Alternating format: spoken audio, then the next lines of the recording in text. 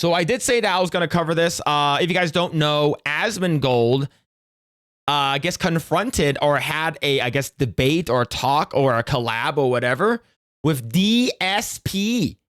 I had it earlier today. I did not watch it at all, so I can watch it tonight. So let's go ahead and check it out. I do want to see what I do want to know what happened, and I do want to know what the interaction was. But yeah, we have a very important there guest. we go. Asmongold, how you doing, man? I'm doing great. How about you? Okay, so the fact that first and foremost, I really I knew of DSP. I didn't really know of his content. I do know that people kept saying that like he always asks for money.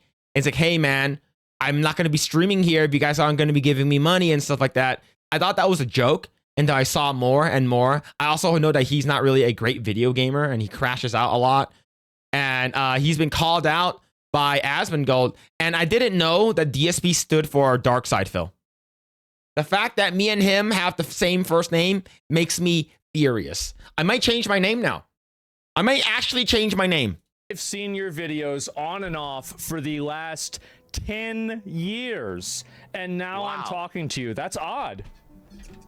10 freaking years. Yeah. That's crazy. That you've been watching this stuff for that long. Now, hold on a second. Hold on. Yeah. When you say you've been watching my videos, you're right. Are you actually watching my videos? Or are you watching the detractors? I'm watching videos of you. So the question, I guess my question for you is overall, after watching me for 10 years, what is your impression? Oh, here we go. I Here we hear go. things all the time, but I hear it from a very isolated group. And I'm curious, as someone who's been an outsider watching this kind of content, like, what do you think? Well, I mean, like, the videos that I see, I mean, let's be honest. I mean, I'm sure you've seen a few of them, right? And a lot of people... The fact that the chat is on the bottom right, so you can see exactly what his chat's saying, which is absolutely crazy. FFSP, Buddha Side Phil, ban that guy. Why is he in the chat?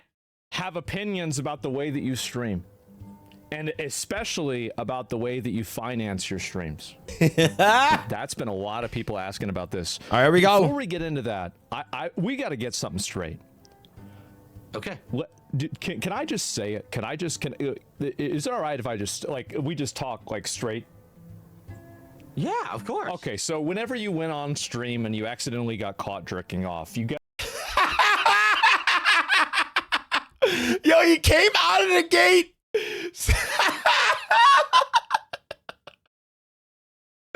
Okay, so here's the thing.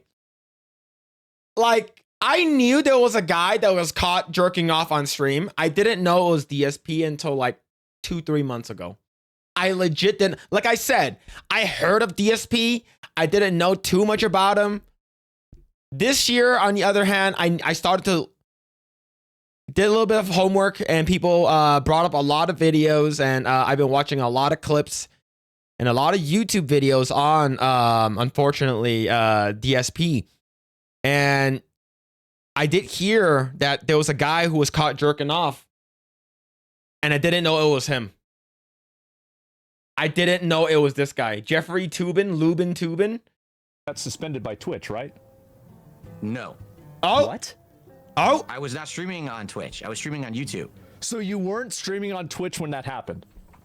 No, I was actually not a Twitch streamer at that time. I was only streaming on YouTube, and nothing happened at all. I had zero repercussions for it because there was no nudity, there was no sound. It was just my O face, basically. Right, of course.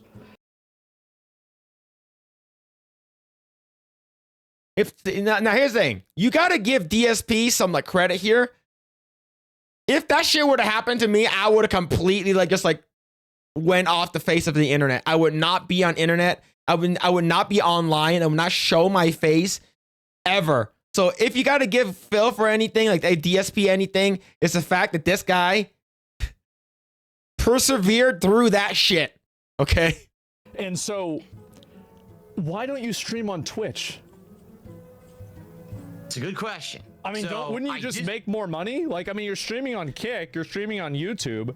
Like, I mean, at least on Twitch, like, because here's the way I see it, right? Is that if you're streaming on Twitch, you can at least make some money from ads. But like, if you're streaming on YouTube, how the fuck do you make any money? Because like, you're gonna get like fucking super chats maybe, or like a subscription, but that's about it, right? No, I mean I get ad revenue on every stream that I do on YouTube. Yeah, You know, but it's as not if like it were a video playing. yeah, it's not It's like Twitch though. like Twitch pays Twitch- way more. Twitch pays way more for Yeah. ads.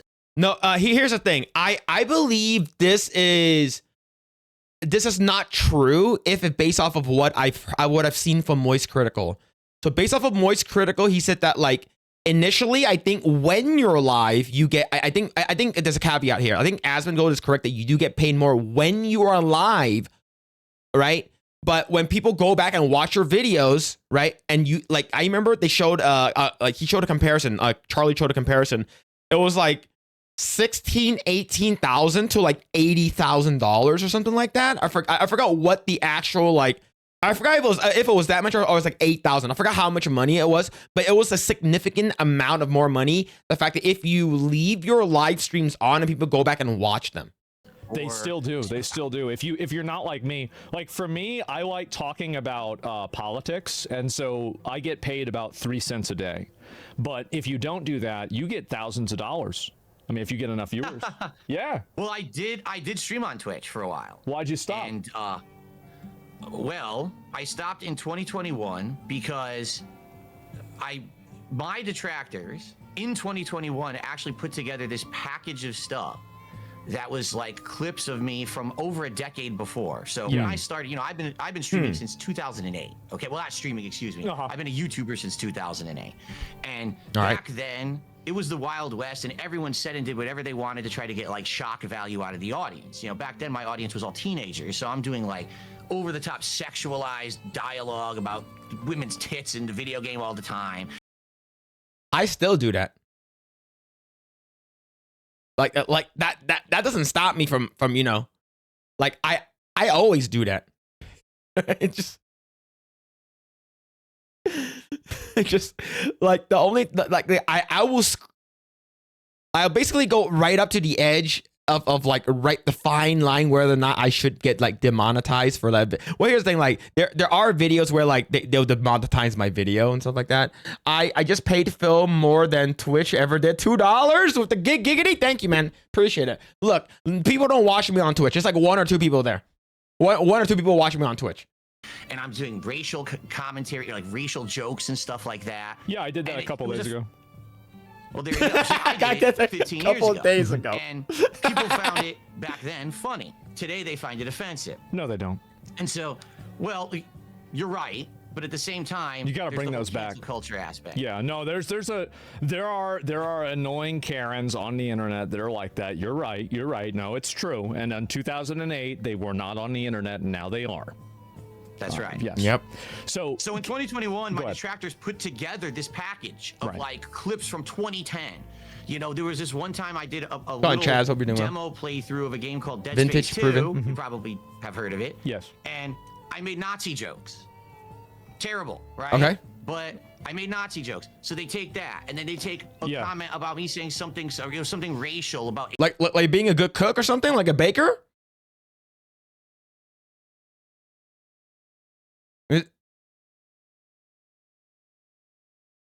Like what? Asians or something, and it's all like 15 years old. What do you say? I want to hear it. You call me a chink, a zipperhead, dog muncher. Which one is it? Just say it. I don't care if people say it. People call me that shit all the fucking time. And you know, they've called me worse things ever, like, you know, like slanties, you know, are you having dog or cat today and stuff like that. Like that shit always happens. And like look, I've had people have called me much worse things, okay? Like people have called me a lot of worse things. Food to fill doesn't even come close to being the worst thing that people have called me. But yeah, it's like people call me a lot like hey, yellow skin and stuff like that. You know, is your Wuhan coronavirus and shit like that. Yeah. Like, hey man, how can you drive and stuff like that? Your eyes are so small, your penis is so tiny and shit like that. Yo, yeah, keep them coming. Keep them coming. I want more of it. It's sort of like I'm like Frieza and like Dragon Ball Z or Bridge is like, okay, 72, 43, you know, 20. Oh, that's 8. Not a lot of people call me that one. Right? It's literally people call me the worst names in the book for a Chinese person or any Asian for that matter. And they sent it to everyone. They sent it to Teespring, I had a partnership with. They sent it to the Twitch partner program team. They sent it to everyone. And in 2021 context, all these teams looked at this and said, oh, this guy's a horrible racist bigot. And like overnight in like 2021, I got kicked out of everything. I got kicked out of the Twitch partner program. I got kicked off Teespring. I got kicked off of every one of these pop-up services. You know how you get pop-ups on your stream for contributions? They all canceled me. They all said, oh, you're offensive. You're canceled. And I'm like, all right. For what? Like, what did I do? Something you said like 10 years ago? You said hateful things. What did I say? Because I haven't done this. Blair White's cute for the, 2010. except for the penis. That's wild. And Twitch specifically, their lawyers wrote me back and said, oh, we actually don't have any legal obligation to say what you did wrong. And we're actually not going to tell you what you did wrong at all. If you want to reapply for the partner program, come back in a year, but too bad. Okay. And I was like, how could I ever improve my content, make sure Zipperhead, that's basically like a what's it called again? A Vietnam joke. It's basically like they're run them over with like fucking tanks and shit like that, and their faces and their head looks like zippers. that I'm in line with your platform's terms of service if you don't tell me what I actually did wrong? It's like a military joke. We don't care. Too bad. And I was like, like same thing, like calling us gooks, you know, like gooks, chinks, and stuff like that. Like, so sure. I don't care.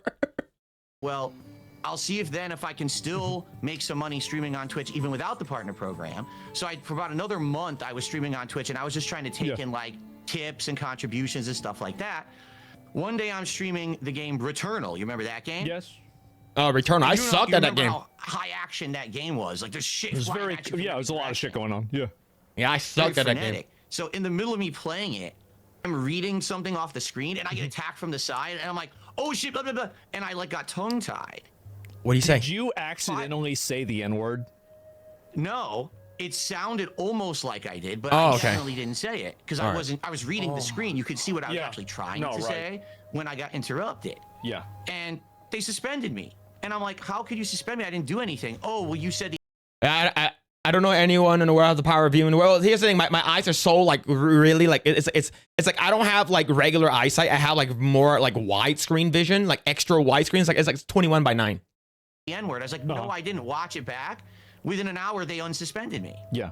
And I'm like, I don't want to stream on a platform where, number one, at any moment, you're going to accuse me of being like a hateful bigot. Yeah. But then you won't justify what you're saying. You won't even send me evidence of me doing anything wrong, violating your terms. And you take away my ability to monetize my streams. That's number one. And then on top of that, even if I try to survive and make a living otherwise, like, okay, I'll just take tips or whatever, then you're going to suspend me on a whim for something I literally didn't do because my trolls flagged the stream.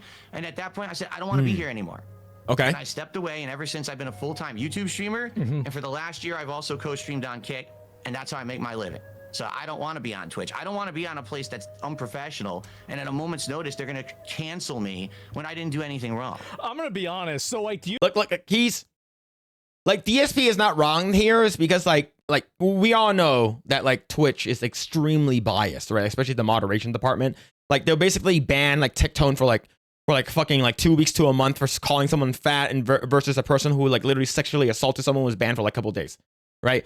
It's like a person that like issued like death threats, calling for like assassinations and stuff like that. Of like literally like they get like a day suspension, and like TikTone will get like, you know, like I believe like Asmongold got like a 2 week suspension. TikTone got like 2 weeks to a month suspension, and some people that said something like something else that completely less like crazy than like death threats and shit like that too, like sitting senators and politicians, like they've got permabanned, right? And then you have like you know like people like Hassan Frogan and stuff like that, Mike from PA and all these other people who are on that platform who are basically just saying, hey, you know, like I'm going to say the worst things, but the fact that me and Dan Clancy and a bunch of people on the moderation team actually believe in the same political views, we're not going to get banned for it. It's stupid. Do you think that you were a victim of cancel culture? I was a victim of a group of people on the internet who really don't like me taking advantage of cancel culture. Well, That's what it was, because Twitch didn't give a shit. I think Twitch that's didn't kind of care. based. It is. I mean, now, I mean, things have changed a lot since then. 2021 was a different universe, as I'm sure that you know. Is it kick worse than Twitch? You're talking about, I know that some of my viewers might not be familiar with this. No.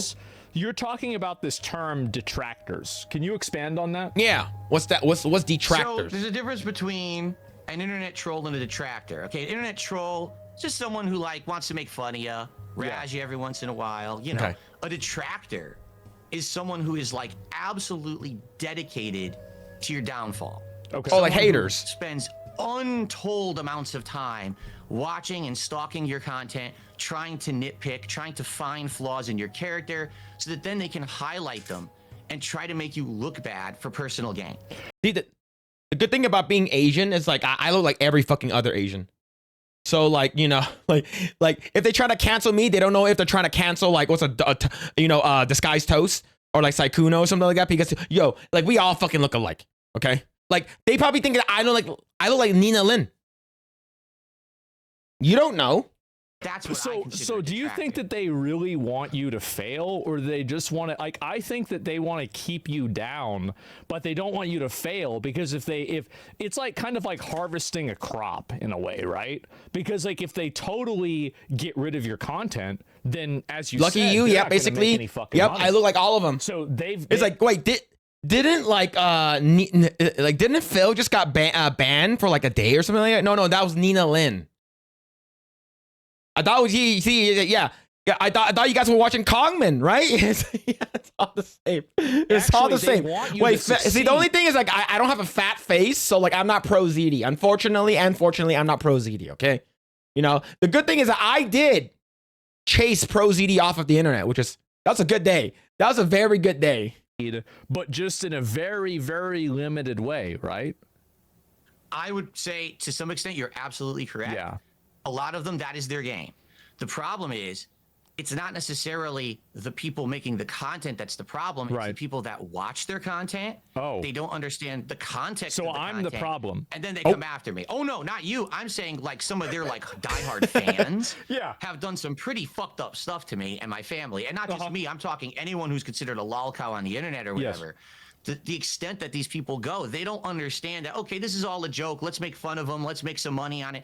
Listen, that goes hand in hand. I get that. But if then you're going to try to go out of your way to get me to lose my livelihood completely, you're actually going to try to harass people in real life, to try to stalk people in real life. That's when it gets crazy. So that's when you've it's gone kind out of the like bounds. it's kind of like professional wrestling, right? Where it's like some people like they understand that it's kind of a joke and it's for fun, and you know, like there's like tongue-in-cheek humor to it, but there's some people that take it too far. Yeah.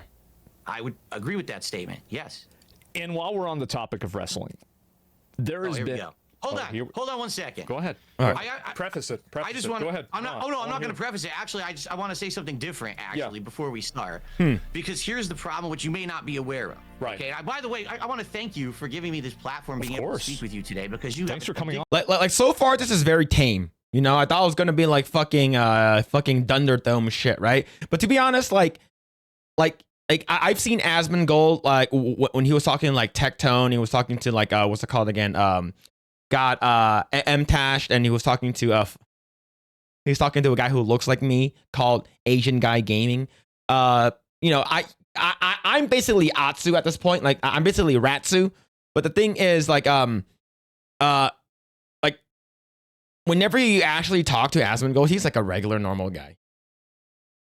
Like he's not like crazy as basically what people say he is. Right, the amount of people who are online basically saying that he's like the worst person. It's like, nah, he's not like poking fun of him. But here's the thing, like he will just be very, very forward and blunt and be like, yo, did you jack off on stream? But the thing is, did you finish? Right? Getting caught masturbating is one thing. Getting caught masturbating and finishing, respect. The DSP finish Did he climax? Did he get ectoplasm all over his keyboard? Or did he do it like a regular person and did it into a sock?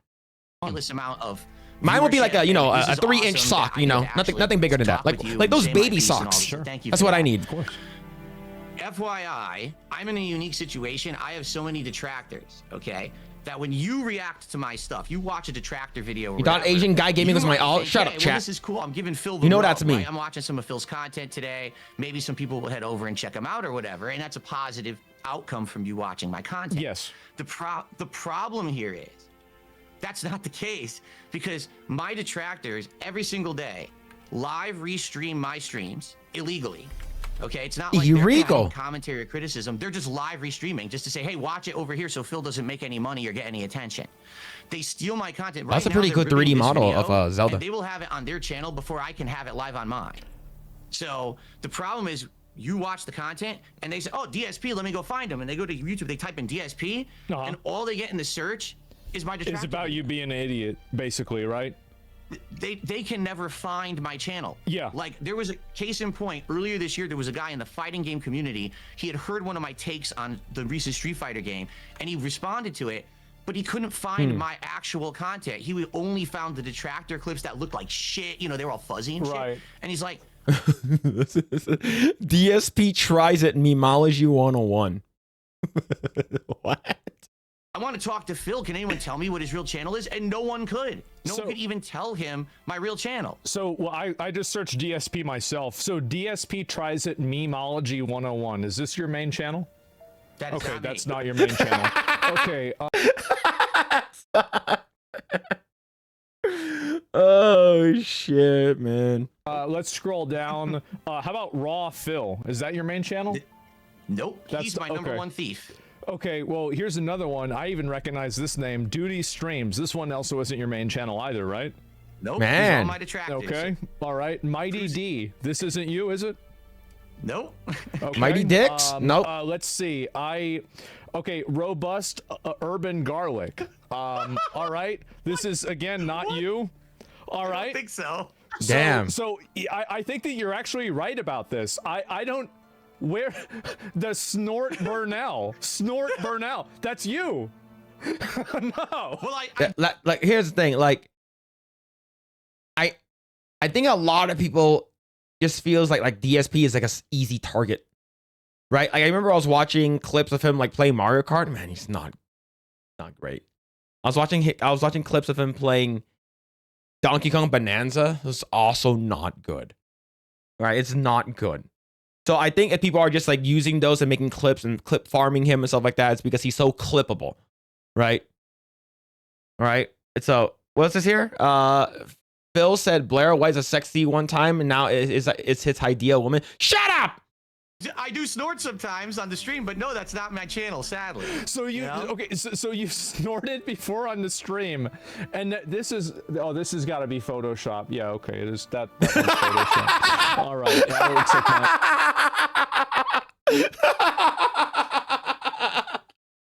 Oh yours. shit! And, So could I ahead. actually Oh, tell no. people my channel? So if they want to check it out, they have an opportunity. You know if they have what? a chance. I mean, we're not going to find it here, so I think you have to.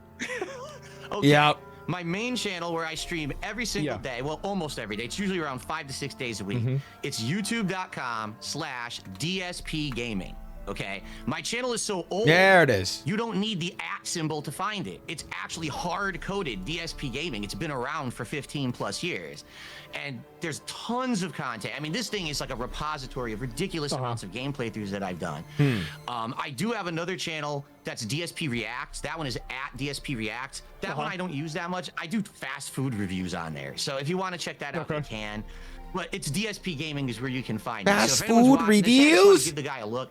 Please actually Do you know I just recently I went to Arby's and I got the meat mountain sandwich, and that sort of slaps. You add some of the horsey sauce on it, and you add some of the Arby's sauce on it. It's actually pretty good. I'm not sure. I think it was like $12 or $15 for a sandwich, but that thing is like this fucking big. It's a lot of protein because I'm trying to like gain a lot of protein. I'm trying to work out and stuff. But yeah. Yeah, if you guys are interested, I would try it. watch the real channel, because then you'll actually see the content. You know, it'll be nice instead of just the detractors getting a rub. Okay, all right. So basically, these detractors have completely taken over your YouTube algorithm, and now nobody actually watches you. Like, Yeah, you're a horse meat. well-known Yeah, figure true. on the internet, but nobody actually watches you. You're right. Right now, more people are watching the restreams of my stream than my stream. How did this happen? A combination of factors. The big one that actually sunk my channel was that Did in it try to snake 2015, nuggets? It's this is 10 overcooked. years I got it ago, before. Yeah. It's a overcooked. detractor hit me with a whole bunch of false copyright strikes. And this is when the copyright strike thing was really abusable. Damn. Okay. I was a partner with Machinima Network back then, and they had a meeting with Machinima. They reached out to me to do an animation for Garen from and Demacia for League of Legends, and I was working with a guy. I think his name was Cody or Craig or something like that. And what happened was that Machinima got shut down like 2 weeks later, and that guy never responded back to me. I was super excited and I was sad. YouTube about it. And YouTube says to Machinima, Phil needs to delete any videos on his channel where these detractors could actually hit him with a false copyright strike. Whenever I was asking about the detractors, why do you think that you have detractors?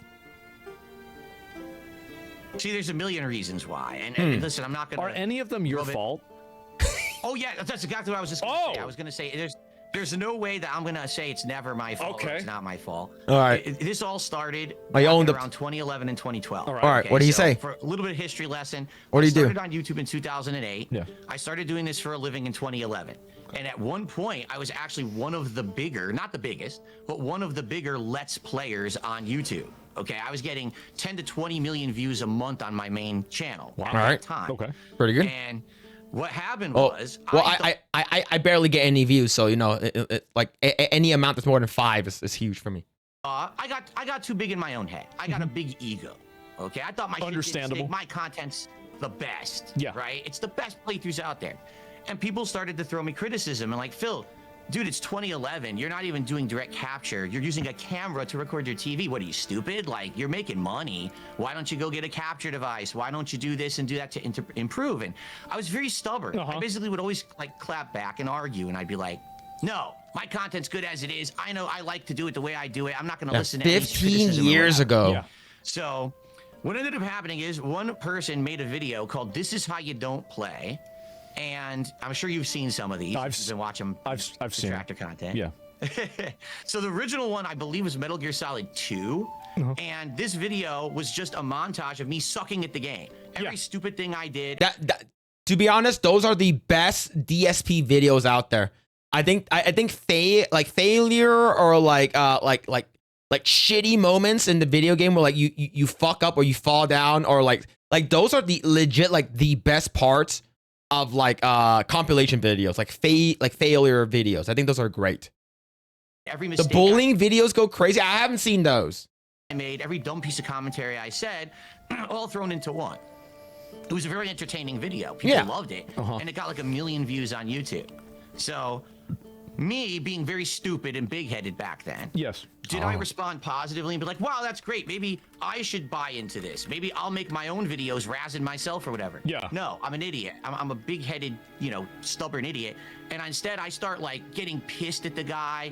I start insulting him, saying he's stealing my content. He did that without my permission. That Aren't you doing violates that my now? copyright Weren't you just rights. doing that now? Like, because the detractors, you're saying that they were re-uploading your content and they're doing the same thing? Because you just said that like maybe 10 minutes ago. You're right. And the difference is today, they're doing absolutely nothing transformative whatsoever. Okay. They are literally just stealing the content and like that Raw Phil channel you just mentioned. Yeah. All he does is rip my shit plain and just Yeah. See, the things that I know that you can actually use like the if that person's like a legit cop, like actually stealing your shit, no transformative, they're not doing like dialogue, they're not talking over it or anything like they're not changing anything up, then yeah, like I'm pretty sure because whenever you upload a video, or you can actually go to like you do the you can use the YouTube studio and actually check like who has like videos that you have that's on their channel, right? But like it's all done through AI, so it's not necessarily like fail proof, unfortunately. puts it on his channel. Right. He's not making a criticism. He's not reviewing my content. He's just fucking stealing it. His Dark Soul ones was hilarious. That's yeah, I'm the pretty difference between sure. Today and back then. Back then, this is how you don't play 100% today in context, it's a great video. It's totally a transformative work. He had the right to make it. But now I've grown and Someone I in understand that. Asmus Back chat. then I was an asshole. Raphael's a good Okay, channel. so I basically came across to the internet as this elitist asshole. I'm better than you. I know what I'm doing. And I became the butt of everyone's joke. All of a sudden, it was more fun to laugh at Phil than with Phil. And Yeah, there's so this big yeah. movement started. You know. So That's it was how a it move. began, It anyway. was a movement against you, and so you think that you kind of egged this on by just kind of being a, kind of being, I guess, like, oppositional to what people would say and having was an lurking? I ego, know. No worries. etc. That's pretty much how it happened. Appreciate it. Absolutely. It's that beginning portion of that was my fault, 100%. So what about now, though? Like, why do they? Because like I actually did check like if there's anyone that made a video about me and actually just about me. There was a couple videos. There's like 1 or 2 videos where it's like it's actually they put me and Asmon going. It's like a small, very very small channel, but it was like when the No Mercy controversy came out, and basically he used me and Asmon Go as an example as people who were defending not the No Mercy game as the game, but the principle of having a game on Steam, right, of censorship and stuff like that. So they use us as an example of how dumb we were. I think but that thing had like, I think 500 views at that time. And a lot of people in the chat were, not chat, in the comments were basically saying that like, wow, these guys are idiots. They support SA and rape and shit like that, which is wild. So that's the only time I've ever seen a video that's about me. There is another one, basically, me going up and down the ladders and the escape rope for Stellar Blade. And of course, the whole thing with, the fucking Ghost of Yote meme that I basically posted. Seen a number of these videos, and I'll admit, it does seem like you ask for money a lot. There we go. There we go. It seems like you do it a lot. Like, so, because like, for example, Here's the thing. Well, like, Okay, go ahead. So there was a donation goal for you to wear a hat.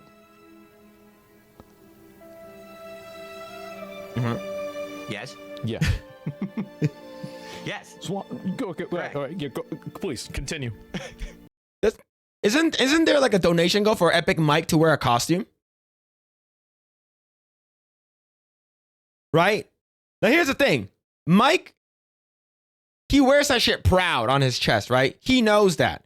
He knows what he's doing. But Phil is trying to say that, oh, I'm not trying, like the stuff that I've seen is like, oh, like I'm not always begging for money. I'm not poor and stuff like that. Like, it's like, at least own up to it. Continue Can you on. expand Yes, on there that? was a donation goal for Okay, a expand. hat. So how does that work, right? How much? There's no money food was it? attached. What kind of hat was it? Was the chat able to decide it? How does a Yes. hat goal work?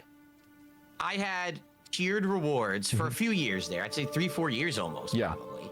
Where every stream I would have, like, if I hit a certain threshold of support, I would put on a hat of your choice. I would put on a vest of your choice. The vest was a big one. Oh, okay. For a long time, I was hitting a goal and I would put on a vest, and people freaked out. What kind I of had, like, vests 10 was it? different vests that I would put on during the stream. The running joke was, Oh, when you that go one, tune silly into one vest. of these booby streamers, right? You give them money and they're Yeah. gonna take clothes off. They're gonna jump in a hot tub. Well, DSP does it the other way. You give me money, I'm gonna put shit on. Okay, all right, I like that. Sounds Okay. good. Pay Makes me to sense. cover up. So the DSP's vest streak comes to a miserable end. This is from 5 years ago. So you've been doing these vest streaks for a while. The vest streak was when the vest started, which was early that year, and it lasted like maybe 4 or 5 months. Then after Yeah. that, it was just an ongoing thing. The that thing is that like it looks like a regular vest, like a fishing vest.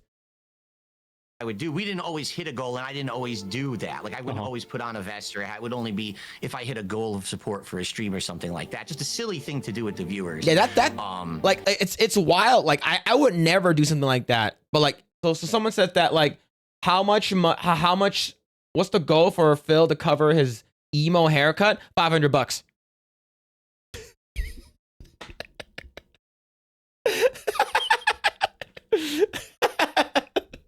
And that, I would say that was until about 1.5 years ago. Is probably Yeah. when I stopped doing it. Why'd you stop? So I got tired of it. It was just stupid. You Like, ran out it of got to vests? the point where it's old and it's just You ran out of it's played vests. out.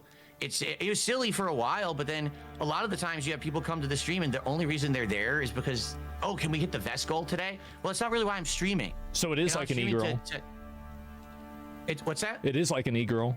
They're there to see if she's gonna wear the bikini.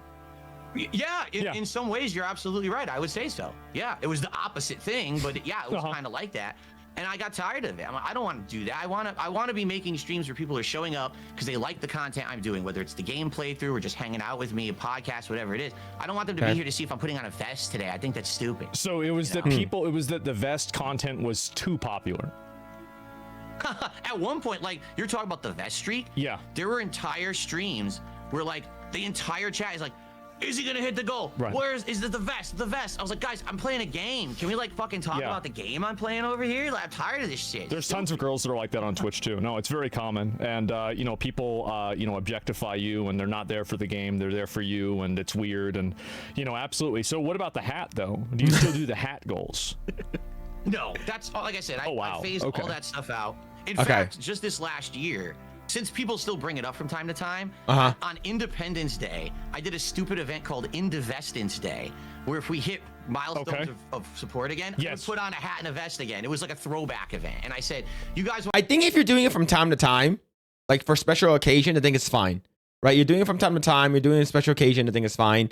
But like, the thing is that like, based off of the footages and the screenshots I've seen, it's like a generic vest and a generic hat. It's not something special. It's not like Epic Mike who's like wearing a costume, right? He's wearing like a Barney costume, singing, you know, I love you and stuff like that. It's not something like that. It's like very simple. It's like, oh, you know, if we hit a donation goal tonight, I'm gonna, you know, throw on my China man's rice hat, right? And then I'm gonna sing the like, I'm not gonna do that, right? But it's like, for at least for DSP, from what I've seen, it's like it's a generic hat and a generic vest. I want to do it once a year. We'll do it once a year as a silly celebration. But you know, I'm past doing that stuff.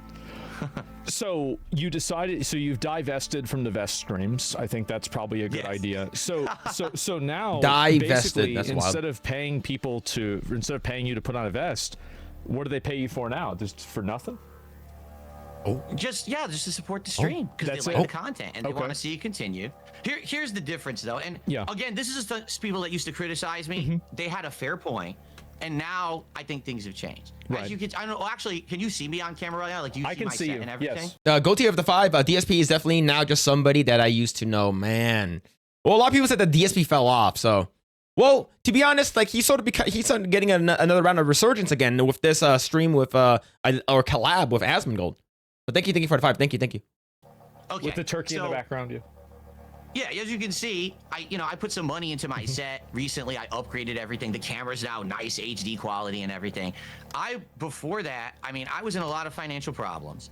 I couldn't really afford to do anything that was high quality. So I was always the guy who made a living streaming, but his stream looked like shit, right? Right, yeah. So now people have seen in the last year and a half, people started supporting me in droves. I was like, I'm gonna show you, if you actually support me, I'm gonna do the things that I wanted to do. I'm gonna get a better mic. I'm gonna get better headphones. I'm gonna upgrade my set. I got 2 PCs now, so I can pump out, high quality gameplay. That's fancy. I'm still doing one PC stream. And we're talking about upgrading again later this week. I'm gonna look at Black Friday deals and possibly upgrade my desk and stuff. Black Friday bundle. That's the thing. Like, people like the content enough that they want to support it. It's not about, I want to see him put on a vest anymore. I just like Phil and I want his content to continue and to improve. So they just give you money because they like you, basically. Because they like the content, and some of them I'm sure like me too. All right, well that's pretty good. Yeah, okay, that makes sense. All right. And so you've done this for a long time. You said you're in financial troubles. How's your financial situation now? Are you comfortable talking about that, or is that something you don't really talk about on stream? I'm not going to talk about anything specific because sadly with these people, how obsessed they are with me. Yes. If I give them a single piece of information, they'll try to find a way to data mine it and find out shit. They've gotten into accounts of mine before. They didn't really mess up stuff. Okay. Well, but in general, not pro streamer, nah, man. Way better off like, than you guys know my real job, okay? I work and I run a sweatshop that makes Nintendo Switch 2s. I make sure I have the nets on the second floor, so if those guys trying to jump out the window, they won't get, hurt and they'll get caught by the nets.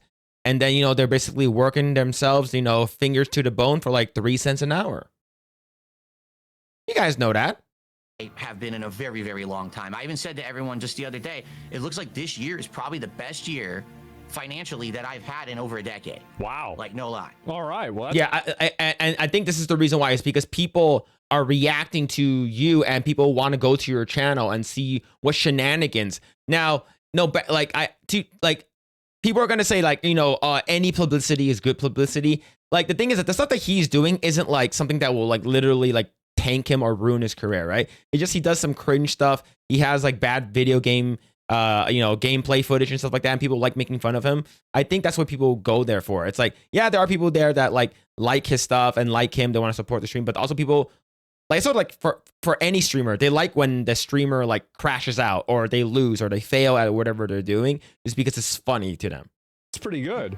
So speaking of accounts and everything, there's been a lot of people that looked into a WWE wrestling gotcha game account, and they think that it's your account. I think the name of it, if I remember correctly, because I saw the video on it, I'll admit, was called Down from the Rafters.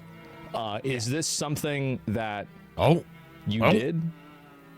Yes. Well, I'll tell the whole story for Oh, you. go ahead. All right, this way All right. the audience will hear it and actually get the real story.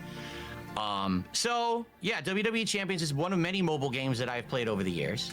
Okay, I actually played some before, like WWE Supercard. That was another one that I spent a lot of money on. How much? And this is in Supercard, I don't know. See, the thing is, I've never added it together. It's thousands upon thousands of dollars. I'll just say that right now. Thousands Okay? could be 400,000. It could be 3,000. It's definitely not 400,000. That's for sure. Okay, but like, I would if you had to give a guess. you know, I would have nothing if I You got- spent $400,000. You gotta step up those games, man. Okay. Like Tectone spent over $100,000 minimum, at least from what I heard, on Genshin. So you know, those are rookie numbers, man. You gotta pump those up. But you know, yeah, it's definitely thousands and thousands of dollars. I don't know. I never sit down and look and add it together or anything like that. If you had to guess. But if you really want me to guess, Yes. Yes. Yes, I want to know. All right, to be okay, let's put it in Yes. perspective. When I used to play WWE Supercard, Yeah. okay, to even get the reward at the end of the event, to complete the event, you had to spend something like $700. So they made you I'm spend not money. kidding. Yeah, they forced you. What do you mean they made me? No, I chose to spend. Okay. Yeah, Okay. yeah. All right. Good. All right. Because I've seen some gotcha games, right? Well, you get some people on that Genshin Impact game. They think that they're in love with the characters. Yep, So true. You can never be sure. Riding All right. Shogun, All right, go ahead. that Continue. sword in your I- boob I should be chose my to spend dick. the money. And you know, Okay. it's bad. You know, yes, at one point I was way overspending on these games. Yes. The only reason that WWE Champions is the one they bring up is because that's the one that they think they had the information. They've got the red-handed. They caught me and all of that. They got you. Okay. Yeah. I played WWE Champions. I own an account that was called one thing. I changed the name to Down from the Rafters. I spent a lot of money on it, and then Okay. years ago I sold it. I got rid of it because I couldn't play it anymore. I'm not sure, but I think selling your account is, if I'm not mistaken, when it comes to these gotcha games, I'm not sure if that's, you can do it through like the black market, right? Like I know that, like, but it's either frowned upon or you're not supposed to do it. I think it's like they can remove your account if they know, right? If that's what I heard from like gotcha games, like Genshin Impact or something like that. You're not supposed to be able to sell your account. Because these people were But people are still gonna do it harassing me anyways. so much, trying to play it. They got me kicked out of every faction that I tried to join. Mm-hmm. They were trying to like data mine fucking Discord servers and shit to figure out if I ever talked to anyone. I had enough. Yeah. So I sold it at a ridiculous discount. I just got Yeah, rid of it is illegal, and I Now, guess to the this OS. day, Yeah, how that's much the was I Down figured. From the Rafters account, how much money did you spend on that account total? Like again, just Down from the Rafters, Owen Hart style.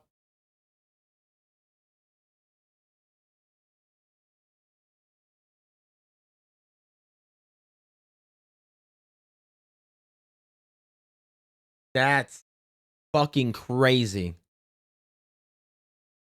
I was watching that Owen Hart Blue Blazer match live. That is fucking crazy. And Vince McMahon made Undertaker and Steve Austin wrestle immediately after that death. That's fucked up, man. ballpark. Okay, let's think. I'll try to ballpark you. I will. $10,000. Too soon? I wouldn't say so. I would say, well, hold on, because okay, WWE Champions started in 2017.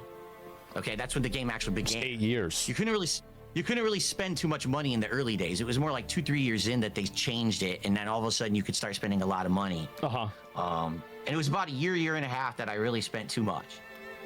Yeah, I mean, I would say this: I definitely spent, no exaggeration, I probably spent $10,000 on that game. Yeah, $20,000. That's a maybe. $25,000. Probably not. $30,000. Definitely not. Definitely. Okay. All right. So it's between probably $15,000 and $25,000. Does that sound pretty accurate? Okay. All right. That's probably. good. So that's a lot of money to spend on a game like that. And Absolutely. why did you decide to play that game instead of like Genshin Impact or Wuthering Waves or Honkai Star Rail? What? He's gonna say he probably likes. Here's the thing. The thing is that I just checked right now. WWE Champions is owned by Scopely. And Scopely is owned by a Saudi Arabian oil company called Savvy Games. Savvy Games and Scopely recently bought out Niantic with Pokemon Go, Pikmin Bloom, and Monster Hunter. And Monopoly Go, which is one of their most financially successful games of all time, made $1 billion in 3 months. There's a reason why they ramped that shit up. What's it called again? There's a reason why they ramped that shit up in terms of monetization for WWE. There's a lot. There's a lot of reason for it. What was? I guess like you're a fan of wrestling. I was a fan of wrestling. I had already played WWE Supercard. I got tired of it, and I started moving over to like other games. And for the record, you know, I do play other mobile games too. It's just that this is the one. You played Uma Musume? That people focus. What's that? Have you ever played Uma Musume? I don't think Phil's gonna know about a game about horse racing anime girls. Okay, I don't think he's gonna know about that one. Maybe he does. I'm pretty sure he doesn't.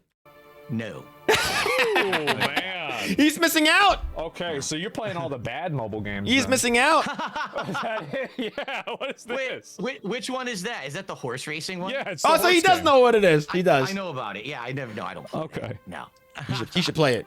All right. But basically, my detractors, I guess someone suspected that the account was mine, and they came after me, and for years they harassed me, and for years, admittedly, I lied about it publicly. I just outright lied about it on stream, saying, no, I don't play that game. No, that's not me. So Yada, were you yada. embarrassed about it? Was he sponsored by these gacha games? The thing is that, like, I know that you can actually, I know like Stream Elements and a bunch of these other things, they actually have like a UA stuff, which is user acquisition, where they actually reach out to people like who plays a lot of gachas, and it's like, hey, you want to play Raid Shadow Legends, right? Or do you want to play what's it called? I don't know. Team Dick Sucks. I'm not sure. I don't know. I don't know what it is, but it's like typically it's like Raid Shadow Legends. It could be WWE. It could be like the Star Trek game as well. But I don't know. Embarrassed about it. At one point, I would argue I knew I was overspending on it, but I kept doing it anyway. You know what I mean? Like, it was bad. And so why am I talking about this publicly on my streams when my streams have nothing to do with this whatsoever? My streams are gameplay playthroughs and, you know, vlogging. There's really no reason at all for me to be talking about this stuff publicly, but it keeps getting brought up like constantly in my content. So even I know you about get it, to the point where I don't want to talk about it anymore. You know? I'm like, no, I didn't do it. Fuck this. Shut up. You know, I get all angry. And of course, again, kind of similar to 10 years ago with the This Is How You Don't Play thing. Instead of playing it cool, instead of, you know, being calm, I have that angry reaction, and that's what people want, right? That's the lol cow reaction that you want. Team Dick Sucks is the one with the tanks. Yeah, true. Extrapolates, you know, you say no once, well now we have more information that it's probably your account. Now we have more information. Oh my God, this is still coming up. All right, now to tell you where we are today. Yes. Okay, I don't play WWE Champions anymore. I quit. I'm done. I haven't played that game in months, and I'm done with it entirely. What did your wife think about you playing the game? How did she feel about you spending that much money? She knew. Obviously. Wait, did she know? Like, if you asked, if I were to ask her how much money does she think that you spent on that game, what would the answer? What would the number that she would give you be? She would probably say like thousands. Is what she would. Yeah, but like we're going back to this like definitive answer. Okay, so probably like but she'll probably assume that it would be a lot less than what you did spend. I don't know. You don't know. Okay. I never told. Again. So she I'm never not- got upset about you playing these games or anything like that. No. Okay. So you did this and they found out that it was your game, because I saw you played, then after it kind of got exposed and you admitted it, you actually ended up playing the WWE champions on your stream, right? Oh, he did. Did he? Oh, you mean when Jasper was over here and I took a picture, but the... Oh no, you're talking about when last year when I actually played the game on stream. Yeah. That's what you're talking about. Because I'm going to be honest, I've never seen you happier than whenever you were playing WWE champions on stream. Like that's like you were more locked in and excited about that game than like like you were more you were happier about that than you were about Elden Ring. Because Elden Ring's all right. But It's like one of Asmongold's favorite games of all time. Elden Ring's alright.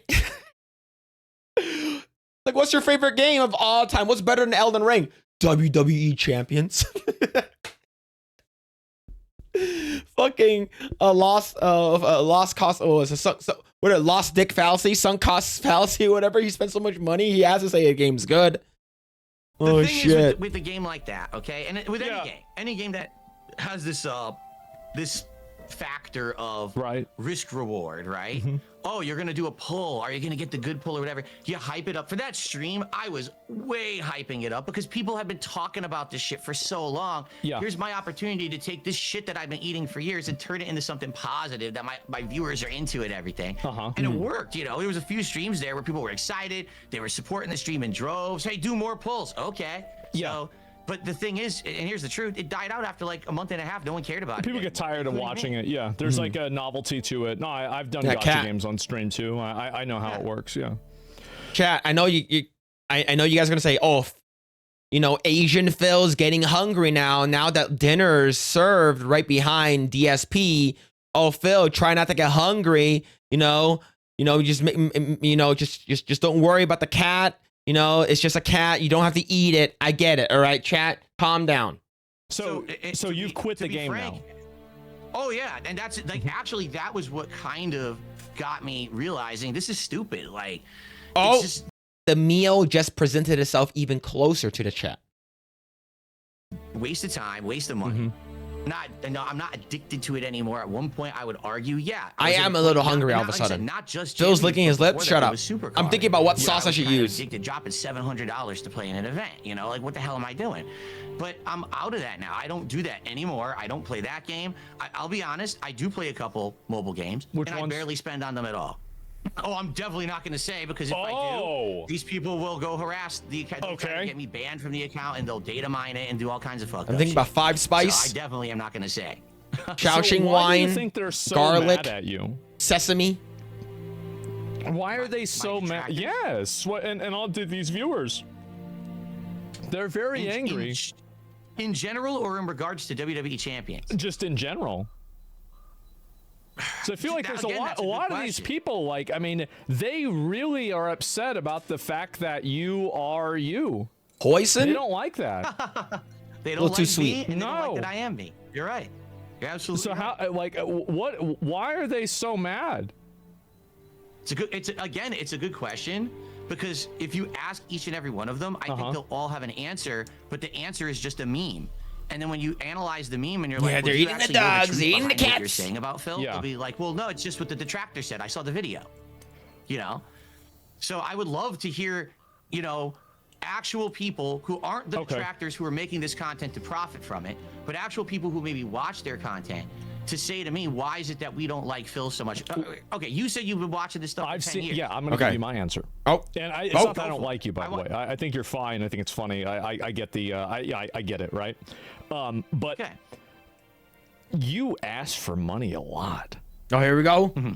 Like, because like I'll see like there'll be a new video and it'll pop up on my YouTube recommendeds on my smart TV, and it will just show up. And it's like there's a new one like every day, and it's it's the one where he's on Kick. He's like, "Hey, well, I don't even know why I'm streaming here, guys." It's like, come on. It's like if none of you guys are like, you know, supporting or gifting subs or super chatting or whatever, I'm just gonna stop. I'm just gonna stop doing it. You talking about people like meeting a sub goal. Kick, recently there was one Yep. about people on Kick that weren't supporting the stream as well, and supporting the stream is giving money. And I feel like it's a very, very common thing.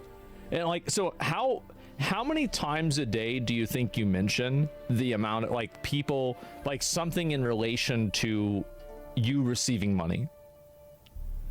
It depends. Every time that I receive something, I do a shout out. So you Well, could argue that every besides single that- time someone contributes, I'm talking about it. Well, like whenever you make a call, All right. how often do you make a call to action or draw attention to the fact that you can donate money to your stream? All right. Like what would be like well, what do you let's think your see. ratio is? Well, what do you mean? Like just number of mentions? Do you mean the Yeah, percentage like- of yeah, the like- actual stream? Well, I mean, I don't know. I mean, Because how- I stream a lot. I Yeah. stream every day. From around 11:30 a.m. till around 4 p.m. and then I have Yeah. a second Okay. stream that starts around like 6:37 and that goes to like 10. Okay. Okay, so you're talking almost 8 hours of streaming a day. yeah. All right. Every morning when I start, I bring it up. I'll say, "Oh, here's where we are with our goals for the week, and here's what we're doing today with this Okay. and that, and here's how you can contribute."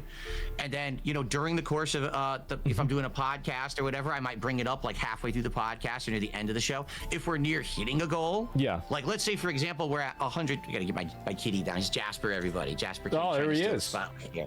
You got Goodbye, the right feed, dinner. yeah. Oh, no. That's fine. So- I All don't right. think they minded. I think what DS he's not like just answering the question. I think what he's sort of like pussyfooting it. He's sort of like answering by not answering it, right? Because he asked me, how often do you ask it? And he's like, well, I stream a lot, right? I stream like basically 8 hours a day. So like, in the beginning, it's like, no, like he's asking you how often do you ask in terms of percentage wise out of 100%, how many times during the stream do you bring it up, right? He's basically trying to like not answering it. Like he doesn't want to answer it, right? He doesn't want to come out as an asshole. And I think like Asmon is being very, very respectful to Phil for like he's not super like really pressed onto like, yo, you answer this now. Like, yeah, you're not answering the question, Phil. Answer the question, Phil. Right? He's not pressing hard enough. No, everyone loves a cute animal. Yeah. So, but let's say for example. Do you know what's also a cute animal? If they taste good. Yeah, but we're getting close to a goal. Oh, we're at $100 out of the 150 goal for today. I'm gonna bring it up. Say, hey, we're there. We're in the home stretch, guys. Hey, please contribute if you like the content. And now Sure. the thing is, I also my audience is here every day. I ham it up sometimes. I do it as a joke. I'll like overly go overboard on purpose, and the audience knows it's a joke. But someone who clips it out of context and throws it out there. Look what Phil did today. Yeah. I can't believe. The audience is laughing at it. They're having fun with it. They know I'm not serious. They know that. So if they I like made that. What you're 100 saying is they like you begging for money. They think it's funny. They for me to want. ham it up. Do you think that they want you to do it? Do they want me to ask for contributions actively? Yes. No. Oh. Okay. But they want me to succeed. Okay. They want me to be successful. For example, there was a day I actually Okay. tested it out. Not once did I ask for a contribution during an entire day. So you went a whole day without asking for money. Yes. That it's like hell froze over. Like the thing is, it's sort of like if a person asks for something every single stream and they do it over and over and over again, and you are known to be that kind of person who asks for money and begs for money every single time, and when you don't do it, it's like, hey man, you all right? Yo, you all right, man? Are you sick or something? It's like, are you good? It's like, it's because it's out of the ordinary. I made $30. Well, what's the average day. that you? Hey, $30 is a lot of money. That's more than what I get. Hey, that's pretty good. Hey, if I get $30 each stream, and he streams every day, that's not bad, right? I don't get a lot, right? Oh, yeah, okay. I'm that's happy fine. to even What's get the $2. average, though? Like, The fact that you guys are super chatting makes me happy. Each stream. Oh, You guys don't have to do wait, it. What's the average that I try to make a stream? Yeah. Or what's the average? what's the average a every day? stream. Yeah, a day. I have Because a you goal. said you do Each stream. Each stream that I do, I have a goal of $150, and I stream twice a day. So you want $300 a day? I would like that. I don't. So yes. Okay. So he wants 300. He would like to get $350. I mean $300 a day. $150 per stream. Always get it. I do sometimes, and that's nice when I do. What's the ratio that you get $300 in a day? Like how like what percent? How often do you get it? 20% I would have to analyze. I would say today I actually get it more often than not. Today, Wow. Like it didn't used to be like that. It used to be a lot worse. And then what happened is in the last year and a half, I admitted to the WWE Champions thing. I apologized for it to everyone for lying over the years. I said, listen, it's in the past. I'm not doing that stuff anymore. As you can see, my money is actually going towards the set. It's going towards the business. It's going towards important. War Wizard with the 199. Late close-eyed Fuda Phil watching Dark Side Phil. Yo, thank you for the 2. Thank you, man. I appreciate it. Thank you.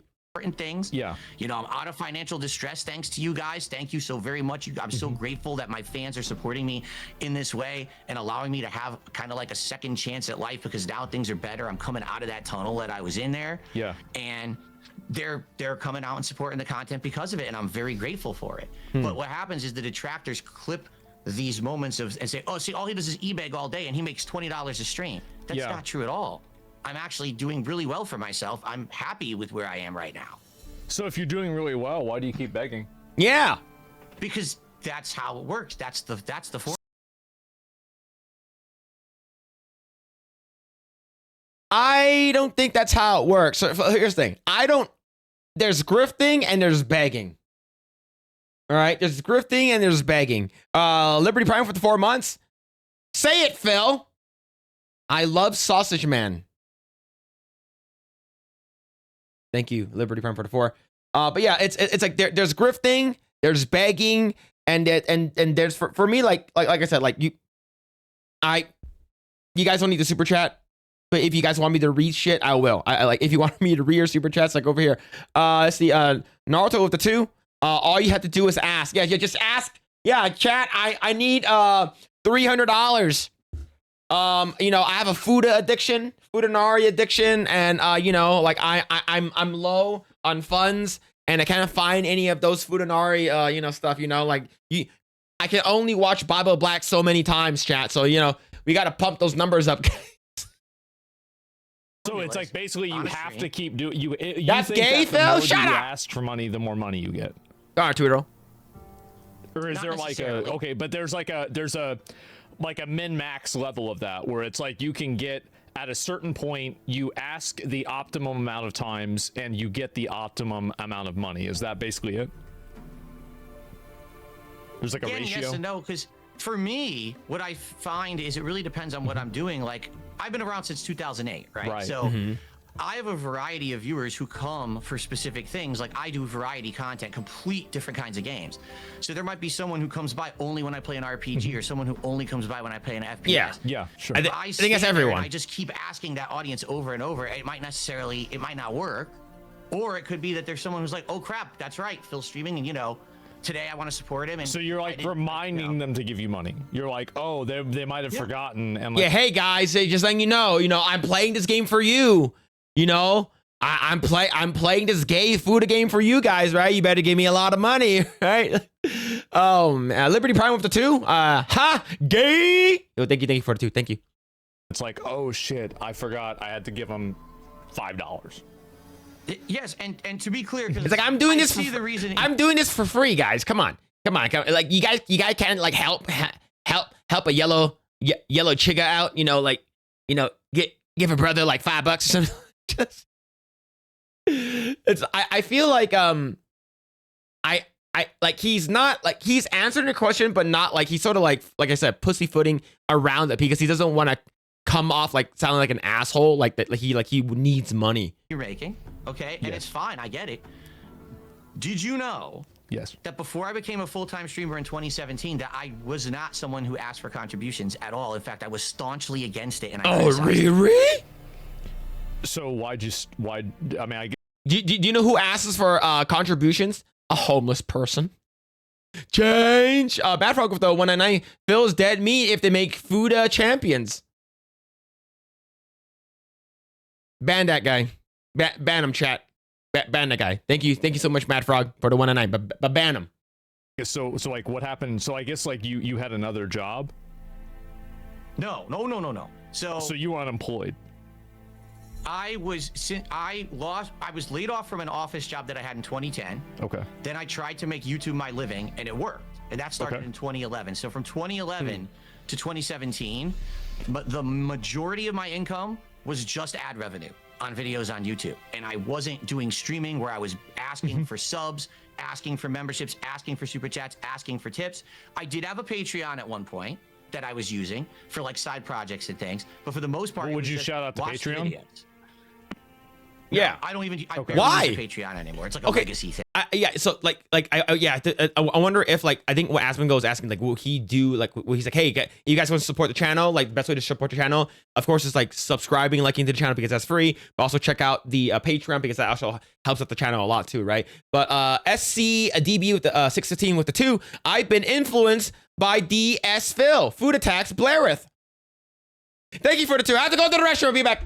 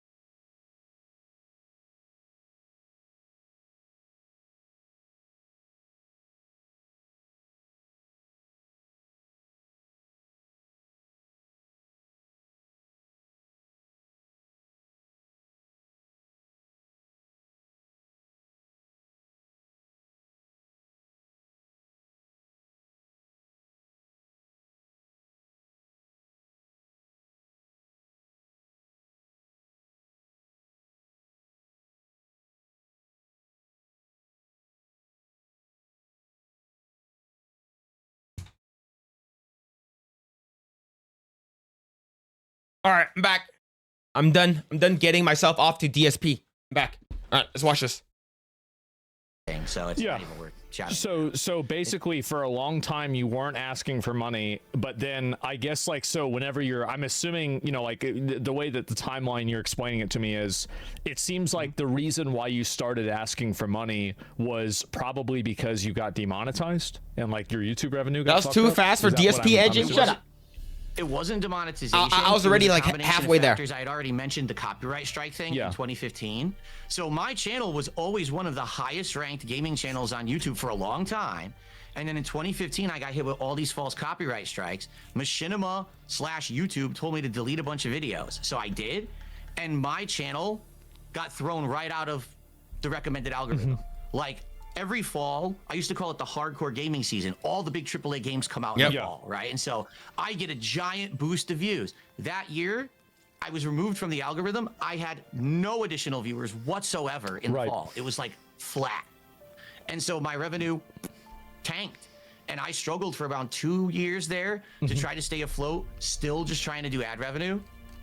I couldn't do it. It just continued this plateau, and I couldn't get any. Yeah, it sound like he was like shadow banned. Is because if you don't like, I think whenever you delete videos, like I'm not sure if it's true, but like, I think YouTube might see it as like, you know, like decrease in view count, so your stuff isn't in the algorithm anymore. Like in order for you to get back into the algorithm, you have to start churning shit out at a regular pace and stuff like that.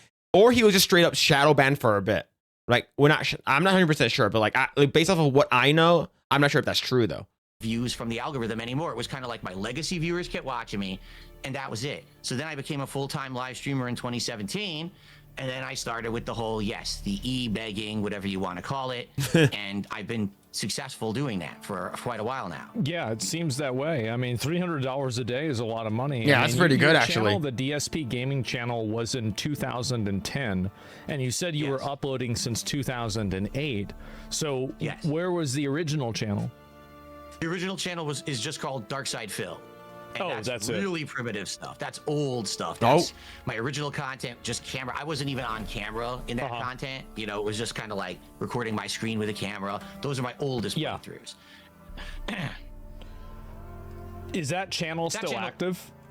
It is active. It's not even monetized. It's just Oh, wow. legacy content. If you want to go check it out, it's like 2.5 years where I did it as a hobby. I started before you could monetize gameplay videos. You Yeah, could even sure. make $1 on a gameplay video. So I had Okay. passion for it. I liked doing it as a hobby for 2.5 years, and then So it in brings out your 2010, it I brings said, out your I wanna average. kinda I'm do not a sure. little bit Maybe more it does. Seriously, that Dark Side Phil channel had gotten a false copyright strike, and I said, let me start fresh. I'll make a new channel. So I did, and that's when DSP Gaming started in 2010. Well, there was an accusation like people had that like you told people to click ads, and that's one of the reasons why you had your ad revenue taken away. Did you do that? So here's the story. Okay. Okay. 2009, I did my first face reveal video. Okay. Like Dream. Yeah, so you can actually legit get in trouble. Yeah, you can actually get your channel like permanently demonetized, like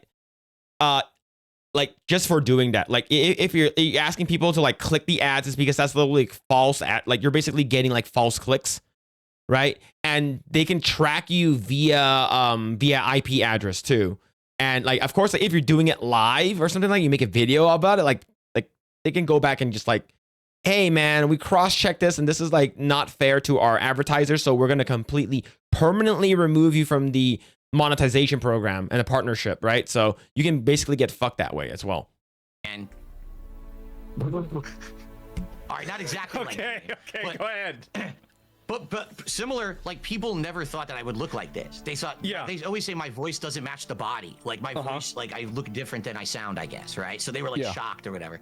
Now, keep in mind back then, I was not making any money doing any of this. I didn't have monetized videos, but people liked my content. I've been doing it for just about a year. No, Binary and people Recoil. wanted to see Prison more. Blaze. Can you play this game? Can you get this console? Can you do this? And I was like, well, I can't monetize my gameplay videos, but what I could do is do like a vlogging channel and see if I can get that into the YouTube partner program. And it worked. It Yeah. did. Like I got it monetized. And all I was doing over there was a few vlogs every week. I think this is when I actually started the DSP Tries It series, where I started like taste testing food and stuff like that. You know, it was just like try anything, because I could monetize that channel, make a few extra bucks. Didn't make a lot of money, but hey, every buck counts when this is your hobby and you're just trying to buy games and Sure. finance, you know, your hobby. So I did the face reveal video. In the video, All right. I brought up, hey, you know, I don't make any money on the gameplay, but if you were to go over to the vlogging channel and watch the videos and click the ads, you would Okay. help me out. Yeah, I actively yeah. said that 100%. Yeah, Google will not, like, here's the thing. I believe that shit can, yeah, like it will be like permanently in your, like, linked to your email. So like even though if you like reach the threshold of getting like the 1,000 subscribers with the 4,000 watch hours and shit like that, and you apply for it, it's that you cannot be monetized no matter what. It's in black and white. You can see it right now. It wasn't like intentional. Like at that point, I didn't even know that that was a problem. Oh, yeah. Now here's where the narrative.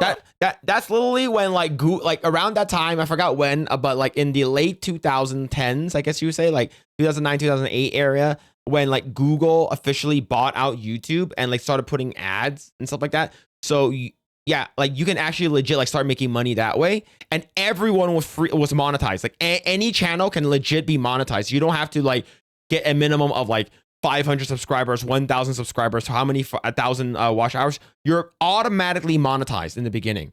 So that's the reason why when you get like the chocolate red and the Numa guys and like, leave him alone, right? Like all that kind of stuff. Like all those people got really, really rich that way is because those people got a lot of views, and like you could be a nobody, your video goes viral, just one video, and you basically instantly become a celebrity. That's why like you don't have that shit anymore. You cannot do that anymore. Broken, because my detractors will say, well, that's why you had all these financial problems, because you lost your monetization on YouTube. Yeah. No, I lost my monetization on YouTube in December of 2010. That video was put up in like early to mid 2009. It had nothing to do with that video at all. Okay. Here's what really happened. Okay. I was working a full-time office job, and that was my real income. That's Okay. where I was paying my mortgage with and everything. Okay.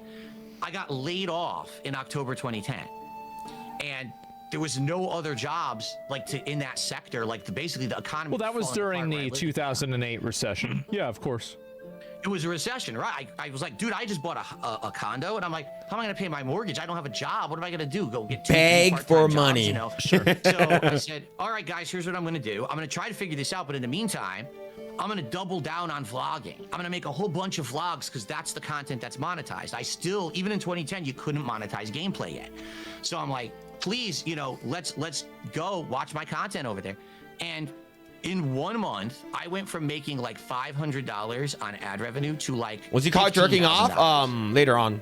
Okay. Oh It's pretty wow. big increase. Okay, so you're making $15,000 a month at some point. Oh, that's pretty damn good. Yes, Yeah, that was that's 2010, late 2010. That's Now, this really is the good. Personal AdSense through YouTube. So you were okay? balling. Okay, that's pretty So- good. And then the next month, I made $18,000. Wow. And YouTube said, there's something wrong here. How can this guy overnight go from making 500 to 13,000 to 18,000? This doesn't Yeah. make sense.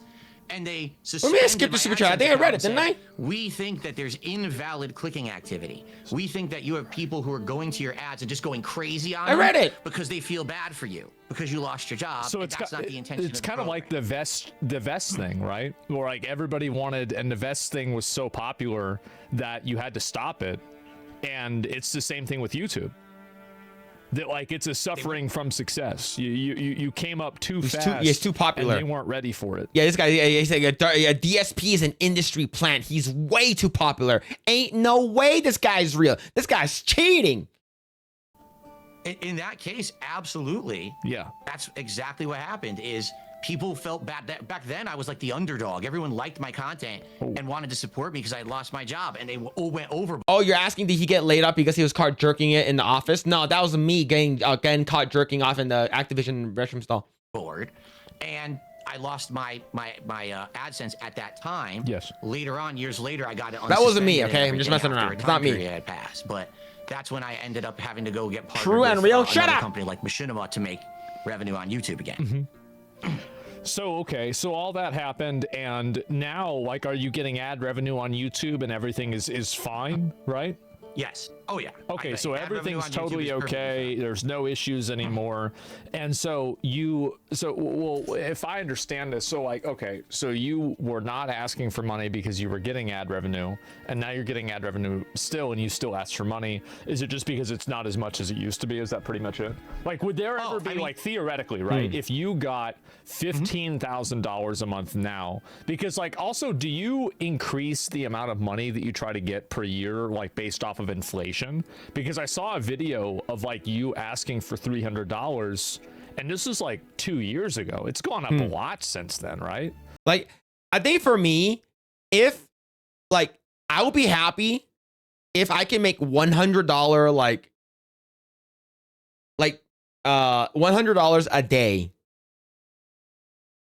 like off of like what's it called again? Like if I'm sleeping and I'll still make $100 a day, just sort of like through some kind of like residual or through YouTube or something like that. Like I think that'll be, I think that's a lot of people's goals. It's sort of like start off at like minimum, because I remember I was watching like Graham's I forgot the guy who talks about money and like realtor, I forgot his last name. He basically said that the goal is like try to start at least making like $100 a day off of YouTube, right? Just do make that like that's your goal. So like make like, you know, evergreen videos and shit like that. So like it should be like Yeah. $315. Oh, he discovered No, WWE I champions, mean, and that's where it's on money. it's Yeah, all maybe. just like kind of an arbitrary thing. I'm not sitting here with a calculator trying to figure out exactly what should be made, what does. I've tried different amounts. How I've long tried have you different how long streaming have you techniques. done the $300 goal? Probably all this year. Well, it was Probably 2 since years the ago, beginning of right? this I mean, year. it was, The it was, Graham- it was 2 years Graham ago. Stevens? And so, I mean, like, when did you start doing it? The $300 goal, Yeah. like 2 streams of 150, that was definitely this year. Now, No, 'cause it previously says I've tried two- other things. Because I've tried. there's a I've done YouTube streams of video just with a 100. title that says that you've been doing it 2 years ago. Oh, ooh. So is, again, is the I've YouTube video changed the lying? amounts. Okay. No, I've changed the amounts over the year. Sometimes it was 100. There was Right. times that it was 200. It's gone up and down based on what the market will bear, essentially. So You it know, is for like, inflation. Okay. You got to test it. You got to see Yeah. what people are willing to support with. You know what I mean? Oh, And for the record, you're talking about the ad revenue thing.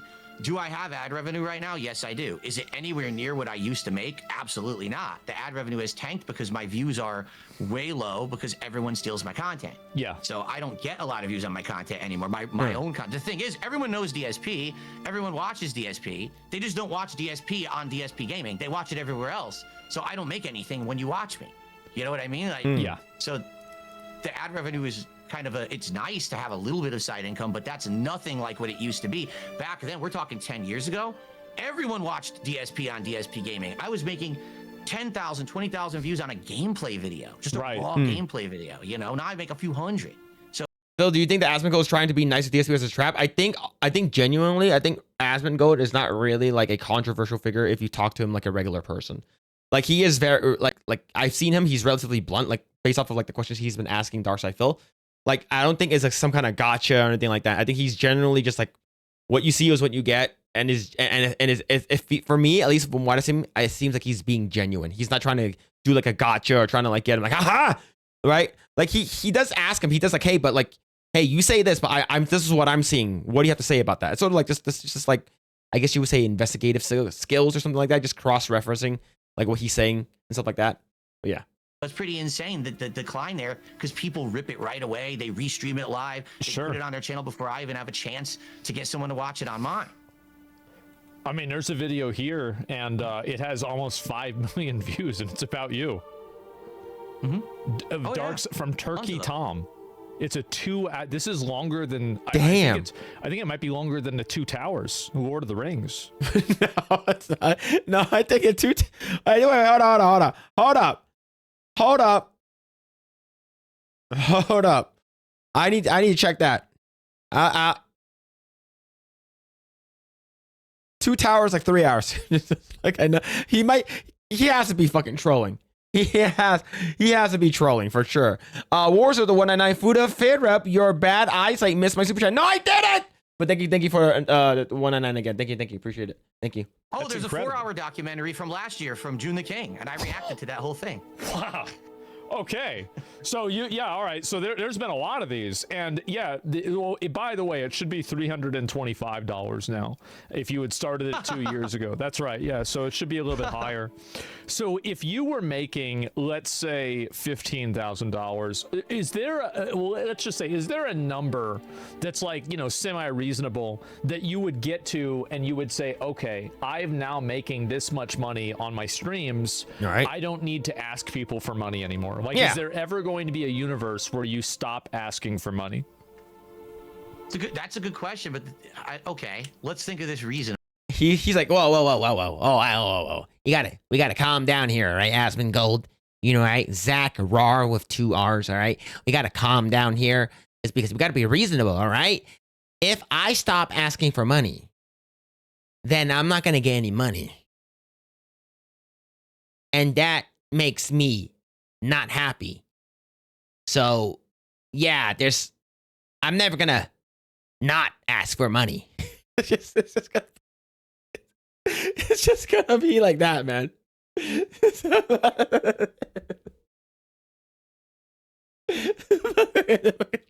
Right?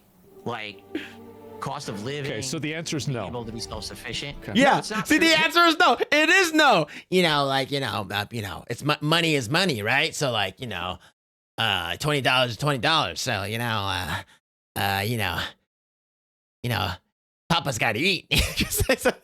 He's not gonna stop. He's not gonna stop. Okay, I've said this, people have said to me, listen, he's not gonna stop. People ask me questions like this. One question that they ask me all the time. Phil, right now, let's say you were to win the lotto. Now, let's say you didn't become like insanely wealthy, but let's say you won $10-20 million. That's pretty. You can fucking retire of that money. Take like fucking 75% of shit of that fucking money. Put into some kind of investment and to make more money, and the other shit you can upgrade everything. That's a 20. That's a fuck. Even $1 million is life-changing money. Okay? Even $100,000 is life-changing money. Pretty good. Would you still stream? And the answer that I say, yes, I would still stream. It would no, but the question is that would you still beg for money? Way decreased from what I do now. I wouldn't be doing 6 days a week. Maybe I do 2-3 days a week because I like doing it. But it would basically be my hobby. I would not accept contributions, or if I accepted contributions, I would donate them all because I don't need the money. I'm $20 million. I'm probably good for the rest of my life. I don't think so. I don't think this guy has to tell the truth, nah. Do nothing, I don't think so, chat room. Like, I love what I do. I do it for the passion of doing it. I'm not doing it to sit here and beg all day. I say to my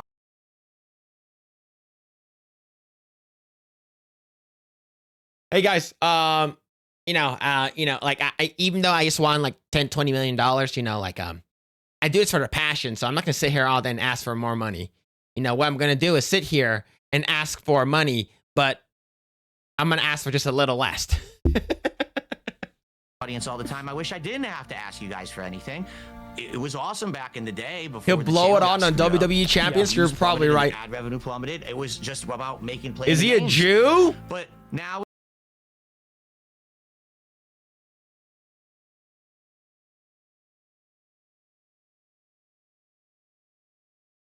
He could be Italian. What's happened is I changed He could be Italian. my content. Now I'm a more social streamer. Uh-huh.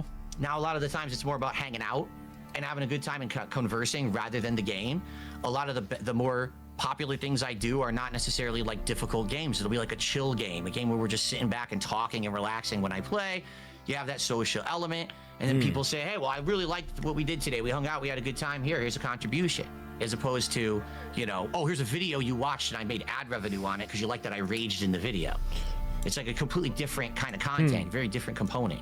So yeah, you have people that like you and they're going to give you money. Okay, yeah, sure. I mean, I think that's the way streaming generally works. I mean, it makes a lot of sense. I mean, and you do exist inside of an ecosystem with other people that are similar to you. Who would you say like kind of has the same type of detractors that you have? You're just talking about the Lalcow universe. Well, I didn't want to use that word, but yeah. But that's basically the thing is, I used to be so angry when people called me a Lalcow, but now I understand. If you're a Lalcow, it's not because of your choice. It's because people have made you a Lalcow. Like they have chosen to try to elicit a kind of reaction from you. They're gonna try to get your goat every day on stream, and you're human. You're gonna give them that reaction every once in a while. If that's what they want. Now you're a Lalcow. They got the laugh out of you, right? Here's the thing. I think that I don't think that Darkside Phil really cares too much. Maybe back in the day, but I don't, like he said earlier in the video, he doesn't really care too much about if people make videos off of him. But I guarantee you, he wishes that the money that he got, like he got like at least like a partial split from like one of those like a video that got over like several millions of views. That's like, like I'm pretty sure he's like, hey, at least like ask people to to check out my channel as well, right? Because he sort of wants like a kickback. Right? At least from what I've seen, at least that's what I'm getting at, right? So like that's the reason why he's mad at these detractors is because like, hey, at least like give me some of the money or tell them to come to my channel and watch my stuff instead of just like making fun of me, right? So, but of course, they're not obligated to do that, but like I'm pretty sure that's the reason. Like he would like that. Right. So you could call me a Lalcow. I don't care. Okay. Really, at this point, it's just no big fucking deal. I didn't know if it was like a slur or something, but okay, yeah, no, it's fine. No. So in truth, unless I'm not gonna get offended at anything. Yeah, I get it. You say I'm a murderer or something. Yeah, probably not. As far as I know. Chat says I eat cats and dogs all the time. I'm gonna give you some names, and I'm curious to get your opinion on some of these guys. What do you think about Wings of Redemption? Like in general, or is he similar to me? Like just in general? Like would you consider him kind of similar to you? In the situation that he's in with people who harass him every day, restream his stuff, steal his stuff, yes, we are similar in that regard, correct? Not the content we put out or the issues that people have with us. I think the issues they have with us are completely different, but the fact that they do the same, they try to elicit the response from him, they try to harass him, they try to mess with his income. Yeah, it's similar there. Okay. Well, what about Boogie? Boogie 2988. Yeah, I don't know. To be frank, I don't know much about him. Like I know the content he used to make, and I don't know what level of like harassment or detractors he's had. I haven't really followed him that well to even really answer that question fairly. Yeah. But to my understanding, yes, he's a Lalcow. And he's part of the whole Lalcow live universe and all of that. Man, I remember I used to watch Boogie back in the day, like Review Tech USA back in the day, a long time ago, right? In like the early like 2010s and stuff like that. Like, like especially like I used to watch like Review Tech USA and stuff. It's just like, man, they fell the fuck off. And it's not because they're just like Boogie's completely different. Like he doesn't know how to use his money and he complains a lot. He spends a lot of money on like like I don't know, like hookers or whatever and stuff like that. People take care of him. There's like that documentary they made about him and stuff like that. Made him look really bad, and he is right. Like, and Review Tech USA is just, man, that guy is like, who the fuck is Alec Baldwin's finger? Yeah, he faked cancer, man. It's like, come on, bro. It's like, that's awful. That's awful. Oh yeah. Their content. So what about Low Tier God? Yeah, he has a community very similar where they data mine his stuff to find things that he's said and done. The child support, memes, things, the child support joke, and all of that. So you know about it even? Yeah, of course. Who in the lolcow universe deserves to be in the universe the least? Me. The least? It's got to be me. Oh, man. Like, the truth. Asmongold, the truth is, like I'm basically like the person that just recently got in, right? Like I'm, even though I'm an OG, I've been on YouTube for like since 2008. Like, like out of everyone, I shouldn't even been in there. It feels like it's a mistake, actually. That's how.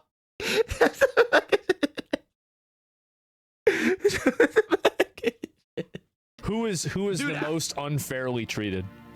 Asmongold, to be honest with you, I don't follow this stuff. I don't unlike a lot of these people who they get like into it because they try to like profit from it or ride with it. I try to just stay out of it. I always say like there's this big vortex around me. I'm kind of like the eye of the storm.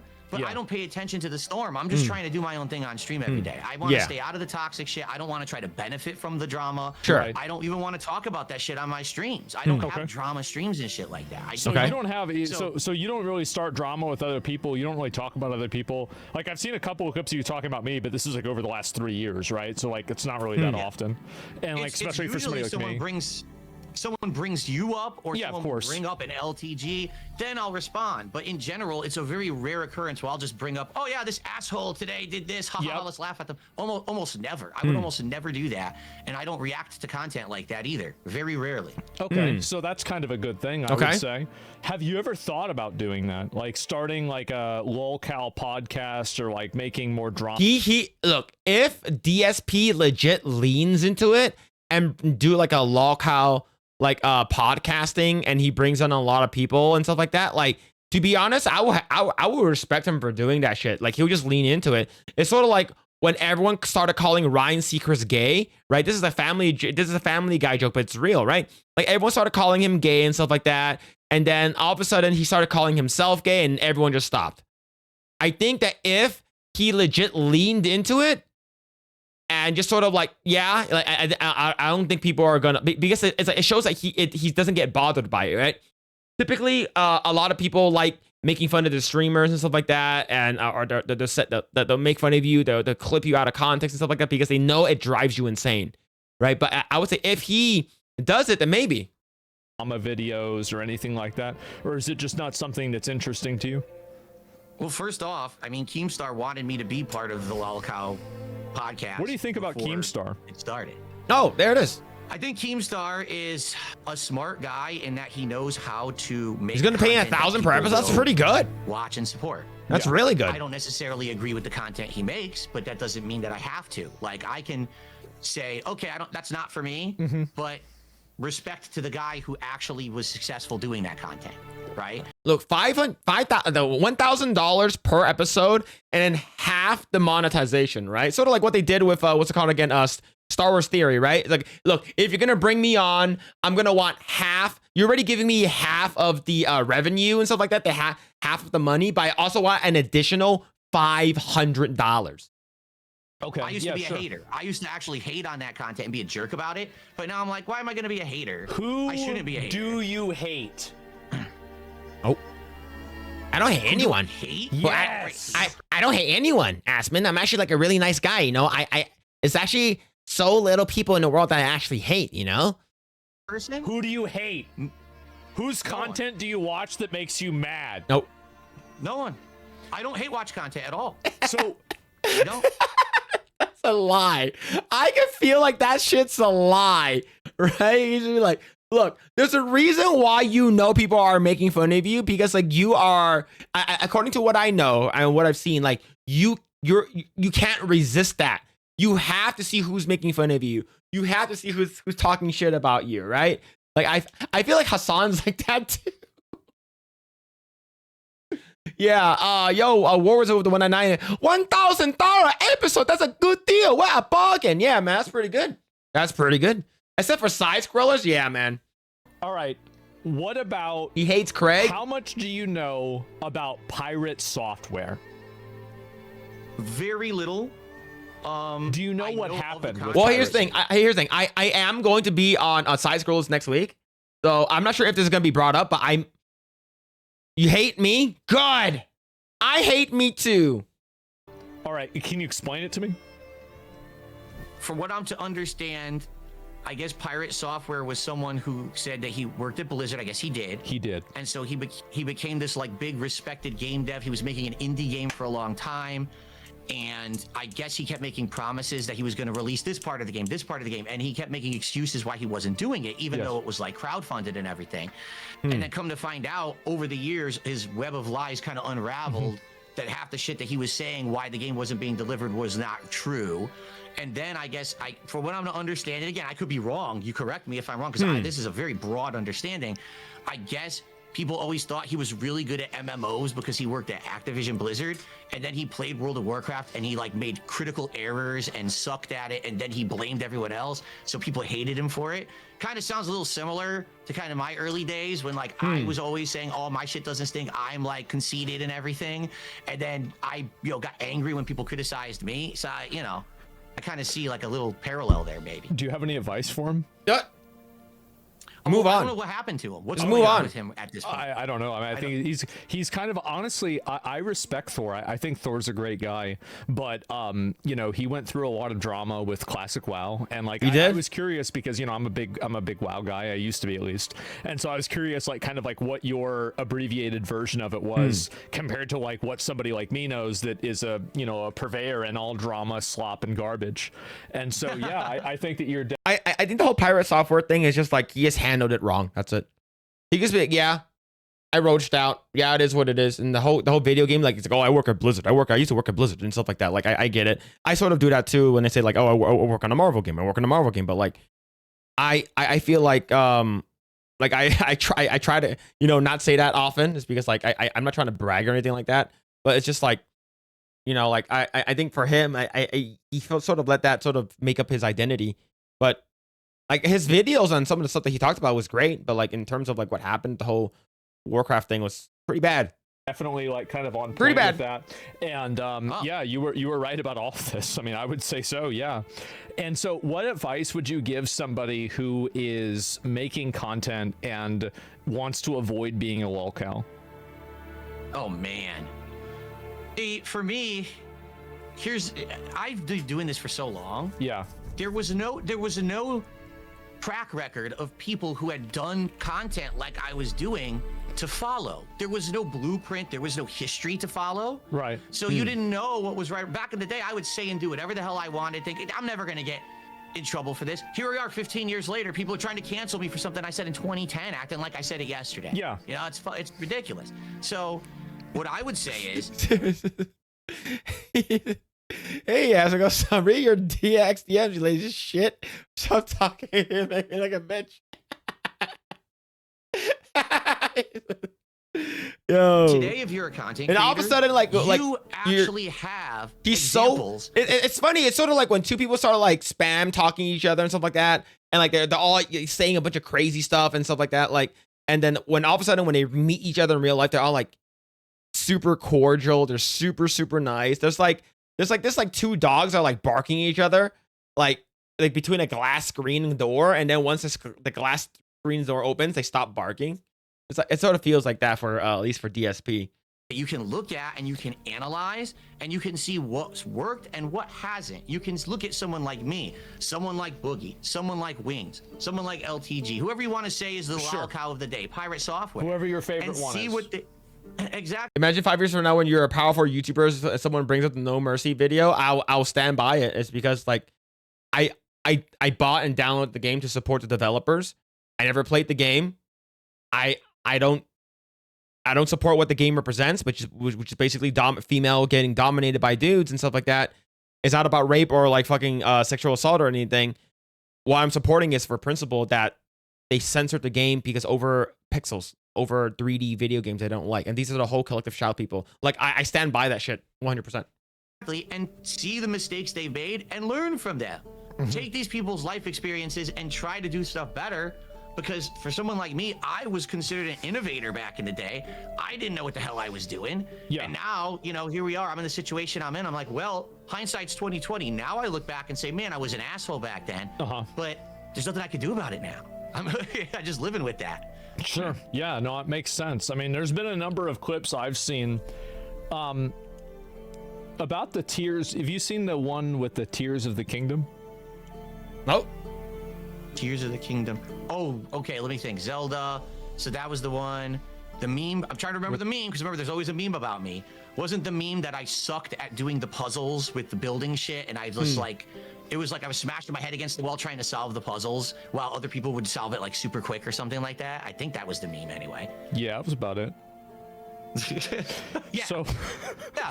For me, here's me. I'm ass backwards. If there's something that's simple, I can't do it. It's like I'm a dunce. I'll have a square peg and I'm trying to shove it into a round hole, right?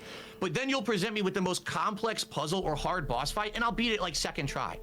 It's weird. Like I'm just like Second try? I'm not sure about that. I'm not sure about second try. Maybe 20-second try. I'm not sure about that. opposite. okay, In my okay. head, I So, how many tries did it take you to beat Moenia in Elden Ring? Oh, It took me it was just half a stream and then another stream. I think it was 4 hours. Okay, all could right. be I mean, wrong. I think that's it was 4 probably hours. on par, I would say. 4 hours. And, Okay. Yeah. So you But can, but okay, go ahead. the final boss of Sekiro, Ishin. three tries. 15 minutes. Okay, all right, that's respectable. It is. All right, All that's right. pretty good. It's just I still need to play. I still need to play Sekiro. Elden Ring. How many times? It took me a while to beat Millennia. I think I actually have it on one of my my videos. I think it probably took me like once I got geared up, and like sort of like I kept fighting her until I beat her. I think it took me 2 hours. I think 2 hours. dumb. Why? I don't know. I destroyed him. So Everyone's like, what the hell did you sometimes just you're do? really good at games, But, like, in terms of, like, sometimes you're not. All And it's just together, that's just, it could guess, have been like kind of 3.5 to 4. Like your way of thinking is different, so sometimes you'll immediately pick up on something, and other times you won't even be able to figure out the ball pressure plate thing. Is that pretty much accurate? Exactly Yes. right. I would say for sure. People like watching my streams because they completely get to see this weird take on shit that they're like, how does he get into these situations? But then how did he fucking do that so quick? You know? Okay, yeah, so yeah, I haven't seen the Sekiro thing. I'm gonna have to look at it again, and apparently there's Battlefield 6 was another one. Nope. Oh, I did terrible at that game. So did I'm I. also currently doing awful at Call of Duty. I Yeah. can't fucking play it this year for the kill to save my life. Don't play Call of Duty. It Sucking sucks. It horribly sucks at it. dick. And here's the thing: I have 2 friends who are working there who are working on Call of Duty. All right. I'm sorry, friends, but your game is not good, and it's not their fault. It's not their fault. They're what's it called? VFX artists there, so it's not their fault. The game sucks. Okay. It's man. Yeah, no, I don't blame you. I mean, so this is, I mean, it's very interesting to talk to you about it because, I mean, I've heard about a lot of these stories. Like, I've seen the detractor videos and I've seen a lot of this stuff. Do you wish that the detractors would stop making videos about you? No, Yeah. because it's their right. It is their right within the law to make a transformative work about me Sure. and to criticize me or to make fun of me. That's fine. Yeah. What I don't want and what is illegal and should stop immediately is people who are live restreaming me right now because they're not adding anything. They're literally illegally stealing the content and making views and money on it. Okay. People who rip my shit raw and just put it up illegally. That has to stop. But I can't stop it because I can't be issuing lawsuits up, down, left, and right. I Yeah. don't make that much money to be doing that. And plus, I don't want to tie up courts with this shit, with how many people are out there doing it. So that needs to stop. The transformative work stuff, I have no problems with. Go for it. All right. So would you, if you could, would you claim their ad revenue for yourself?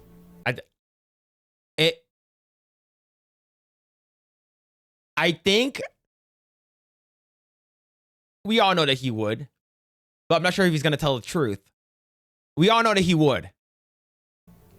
If there was a way to do it, but to my knowledge, and maybe you know different from me, Yeah. you need to be Exactly. with a partner network, and the partner network works with YouTube to do it. I'm not with a partner network. I'm on my own, AdSense account. Okay. So, All I right. don't know Well, how that to do makes that. sense. I mean, I'm curious. Like, obviously, I've asked you a lot. Do you have any questions you have for me? Sure, absolutely. go ahead, And all thank right. you. By the way, Yeah. I just to be clear here, I'm not offended at anything you asked. I think that sure. was great questioning, and I think that you were very fair and you were very respectful. I so try to thank you be. for that. Yeah, of course. I try to do as Now- much as I can. Go ahead. I know that once I go off this stream, you'll probably laugh about it and talk shit about me. Well, I mean, it depends on if I see the Tears of the Kingdom clip again. I mean, let's be honest.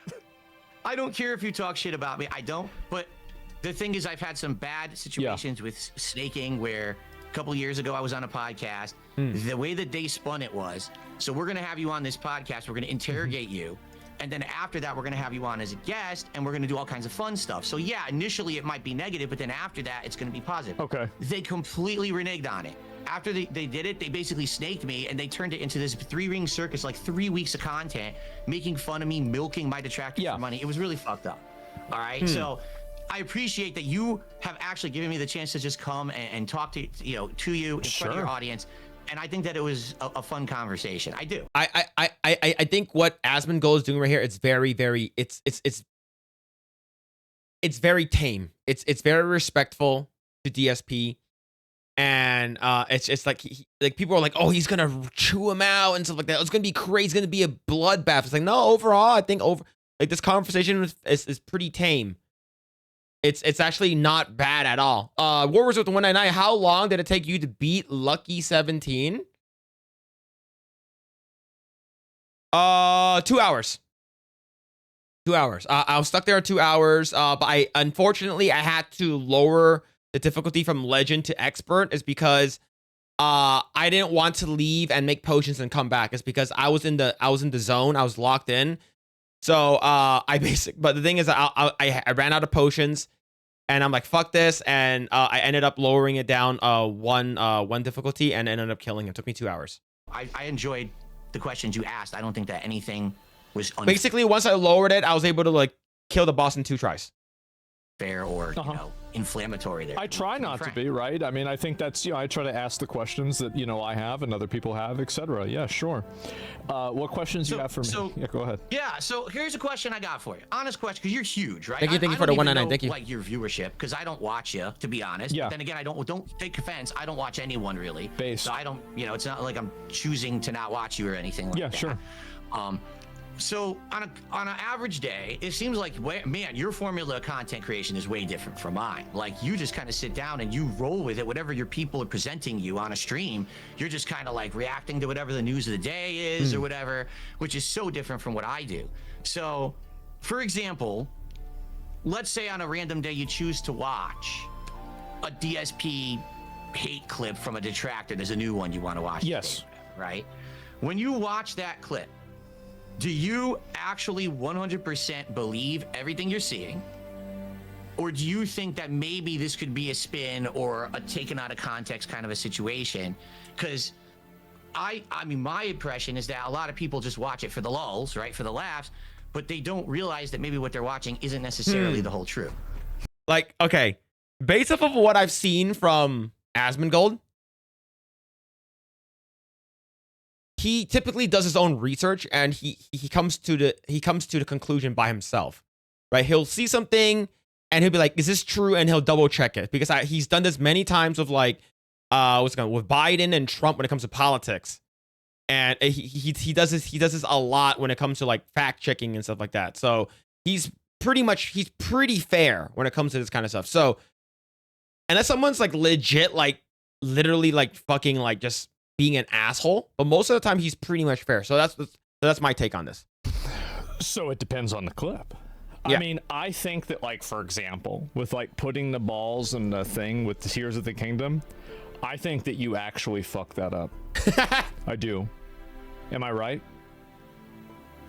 don't specifically remember when I was doing it the first time. Okay. But I think that was actually one of the puzzles I did have problems with. Okay, in the so game, I so believe you, so, you yeah. did. All right.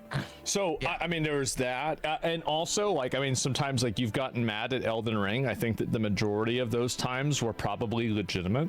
Like you were probably actually mad. Let me think. Besides that, I watched you play Donkey Kong. Yeah, and you that's got the one I hit by watched. basically every spiky thing. I think you probably did. You do Yeah. that on? Did you? I bet. Like you didn't do that on purpose, did you?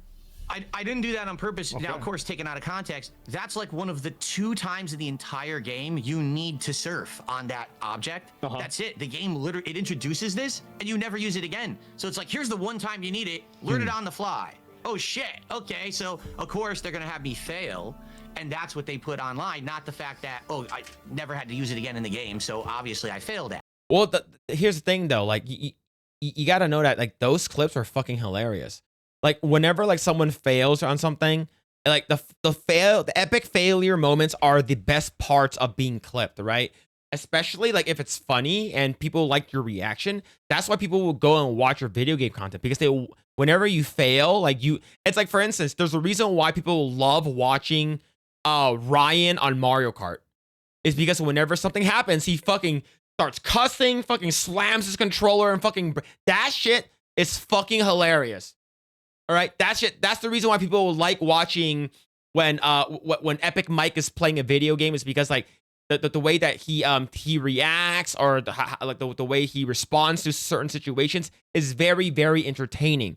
So the thing is, who cares if like, oh yeah, he saw me fail most of the time and stuff like that, with all like spiky stuff and stuff like the surfing and stuff like that. It's like, but you didn't know how that I actually don't use that anymore. Like, no one needs to fucking care about if you're gonna be using this skill later on in the game. It's your reaction to it is funny. That's the reason why people like that shit. And I think it's perfectly fine for people to make those clips. I think that's funny, right? Now, in order for them, if they're honest to like, you know, God people, and they want to like, hey, you know, I want to be fair. Here's the actual clip that I pulled from. Go watch the entire video if you want, right? I think that's how they should do it. SC DB 615 with the 5. Hera Farah Haran tell you to get the Maha Club in the Call of Duty 4. Real game, a question here. I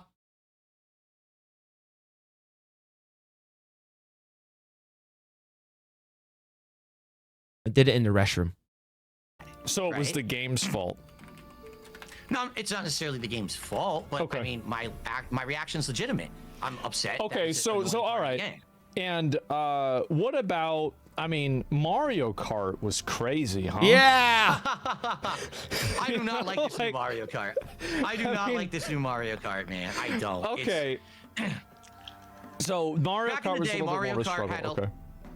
Go ahead. Yeah, Mario Kart. Back in the day, there was a combination. It was about your skill of driving and knowing the tracks and Yeah. items. All right, as a person who has several hours in Mario Kart World playing with geeks and gamers, every other like beginning basically was nonstop. One time we played like 6 hours, and basically every Wednesday on Geeks and Gamers Play we would play Mario Kart World and stuff like that. I think the game is pretty fun. Is it better than 8 Deluxe? No. But I want to see what DSP says about Mario Kart, and I will roast him on it if he's wrong. This new Mario Kart, in my opinion, and people could disagree, Mario Kart World is about the items. Like, that's it. Like, there's entire strategies where all you do is bank items and then spam them at the end of a race, and you go from, like, last place to first. That shit happens in Mario Kart 8 Deluxe as well. Bagging, sandbagging or bagging items, that shit happens. And the thing is that you have Star, so you have Shock Dodge, right? So you have the Star, you have the Bullet Bill, all that kind of shit. Like, Mario Kart 8 Deluxe, you have bullet extension, and the fucking Bullet Bill is legit busted. You can actually extend your Bullet Bill from like 8 seconds to like 15 seconds.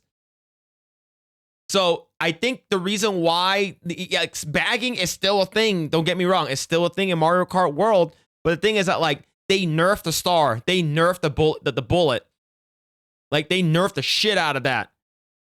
So it's like it's still a thing in Mario Kart 8 Deluxe. And I just don't like that about Mario Kart World. I wish that the game was more skillful, and if you drove well, you'd be rewarded for it. In general, that doesn't seem to be the case with that game. Now, here's the thing. I haven't seen DSP play a lot. I only seen a couple of clips of him keep falling off. The thing is, Nintendo wants you to actually legit be skillful in doing tricks and like basically doing rail riding and wall riding and shit like that. They want you to do that kind of stuff.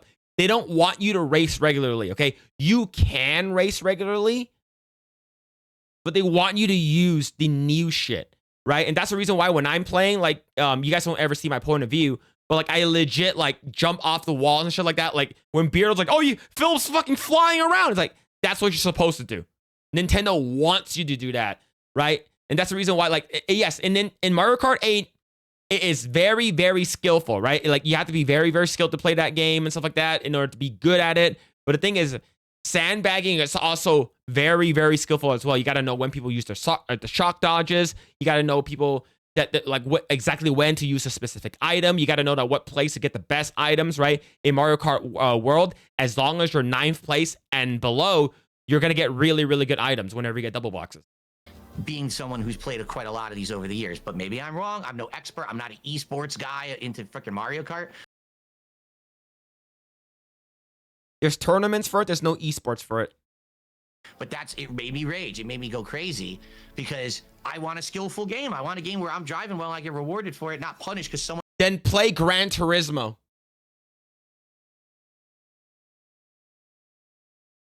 If you want to play a racing game where it's solely based off skill and not RNG bullshit, play Gran Turismo. That's it. It's all about racing. All right? There's no fucking... You're playing Mario Kart here with fucking weapons, bro. Play no weapons. Play no items. Right? It's like you're playing the wrong game. Unfortunately, you're playing the wrong game. If you're like, "Oh, I want to play a game about skill, you know? If I'm driving correctly, I should get reward for it." It's like that's not how Mario Kart is. Someone had a godlike item and bypasses me at the last minute. So a lot of people in my chat are saying that you're right. He is right in terms of like it's not as good as 8. But overall, he's wrong. I'll be honest, they are. I mean, I bought Mario Kart, I never played it. So I'm not even really sure. So yeah, those are like, but okay, so I guess I was right at least about all of those. And I do think that, I mean, the asking for money thing, definitely you do it a lot. I definitely think you do it a lot. But you know, it's like that's the way somebody's gonna do their stream. A lot of people hates World is because of changing the mechanics. A lot of people hate people who are actually play online, who plays global. Hates World is because you have to play the intermission tracks. That's the only reason why. Like the reason why people don't like it is literally the intermission tracks. Look, the bullet was insanely busted and the star was insanely busted in Mario Kart 8 Deluxe. Like there's actually a website that I use to know exactly when to use the star and exactly know when to either front run or bag. I use that website and that website tells you exactly when to use the bullet bill to get from a 6-second bullet bill to a 12 to 15-second bullet bill extension. I use that website. Like it's all about knowledge. This game hasn't even been out for a year yet. The game is going to get better over time. As of right now, when the game came out, there's a lot of bullshit in the game. The fact that you can't, there's a couple things that I don't like, that we can't swap weapons. There's a couple things where like, can you not have 24 players and only make it 12 players? Like that's if you need a private room, but that's another stream for another fucking stream. Phil's a cheater. You got them right. I'm a cheater. You know what's cheating? It's called research. I mean, fuck. Like, I mean, that's not my problem, right? I mean, here's the question. Okay, here's the question. Your honest answer to this, please. I'll give you an honest answer. You've seen the clips of how I ask for contributions on my streams and everything. Stop doing research. I'm told you, Asian. general, I'm always more going to often do than not, research. I actually hit these goals. Yes. Okay? So if I have an audience that comes to my stream every day, enjoys the content enough to support it, doesn't mind me asking like that, is there a problem? Well, I mean, I think that you're introducing a bit of a fallacy there, aren't you? Because there are a lot of people that also don't like it. So you're kind of comparing it to an unknown.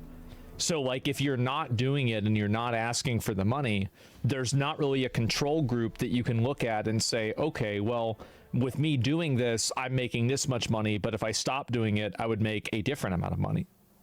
He's never gonna stop begging for money. What's the square root of breasticles? 8,008. But I already told you that I tried that. Well, I like, did. I mean, had for a a day where I day, did right? not ask, and I made $30. I mean, would you really say that doing it for a day would be a good point to kind of? Yo, I only made $30, man. That's bad. I'm supposed to be making 10x that. Right? But like in a general sense, I feel like, and also, I mean, do you think that it's worth the negative sentiment and negativity where people have this perception of you of like being a beggar and like, because you're it's hard to measure the negative effect of that because you don't know how many people choose not to watch because of something like that, right? So it's very hard for you to come, like not you, but like for a person to come to a It's definitely easy for me to come. conclusion with that answer because it's just impossible to know. That's what I would say. Okay. Now, in regards to what you're saying here, okay, you're saying basically maybe if I didn't ever ask for contributions, I'd actually get more viewers or whatever. I think it Okay, would, I get that. yeah. Oh yeah. But here's the thing, and this is I've been there. Maybe I know you have detractors too. I just don't know. to what Everybody, extent it every actually streamer has affects- detractors. Yeah. Right. For me, okay, if I right now, cold turkey, said to my audience, guess what, guys? I'm never going to ask for a contribution ever. Yeah, again." right. All right. And I literally did it, and I never did it. That moment, my detractors would move on to another thing that they don't like about me, and that would become the next meme. And the reason that I know that, they've already done it tons of times over the years. Like with the wrestling game. But that was a Yeah. thing Yeah, you got called out by Stuttering Craig, and he did not like that. for a big time. It is still a thing. Now, because last year I admitted to it, it's in the past. Now it's the begging. That's the new thing. So now the begging is the problem. But what about all the other streamers who ask for contributions? Oh, well, that's fine. But because DSP does it, it's not good. Right? Just because of me, because I'm doing it. Anyone else can do it, it's fine. You can have entire people who are based on doing things on their streams that you think are immoral or whatever. That's okay. But if DSP asks for contributions from active viewers who like the content, that's not acceptable. So if I were to not do that, it would just be another thing and another thing. And that's the thing. I don't care. And this maybe will be shocking to people. I don't care about people who don't like me. I don't think that's quite true because you have a name for them and they're called detractors, and you get mad when they make videos about you or they use your content, right? So like,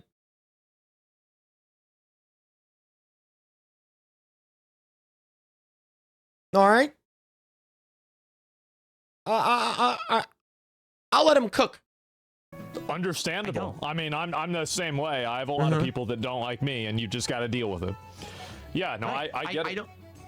I'm not here to appease these people because these people are never going to come to my stream and support the content. They don't care.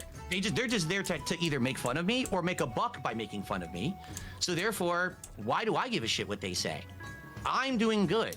I'm hitting my goals. I'm doing well for myself. Why do I care that someone says that I beg too much? My audience doesn't.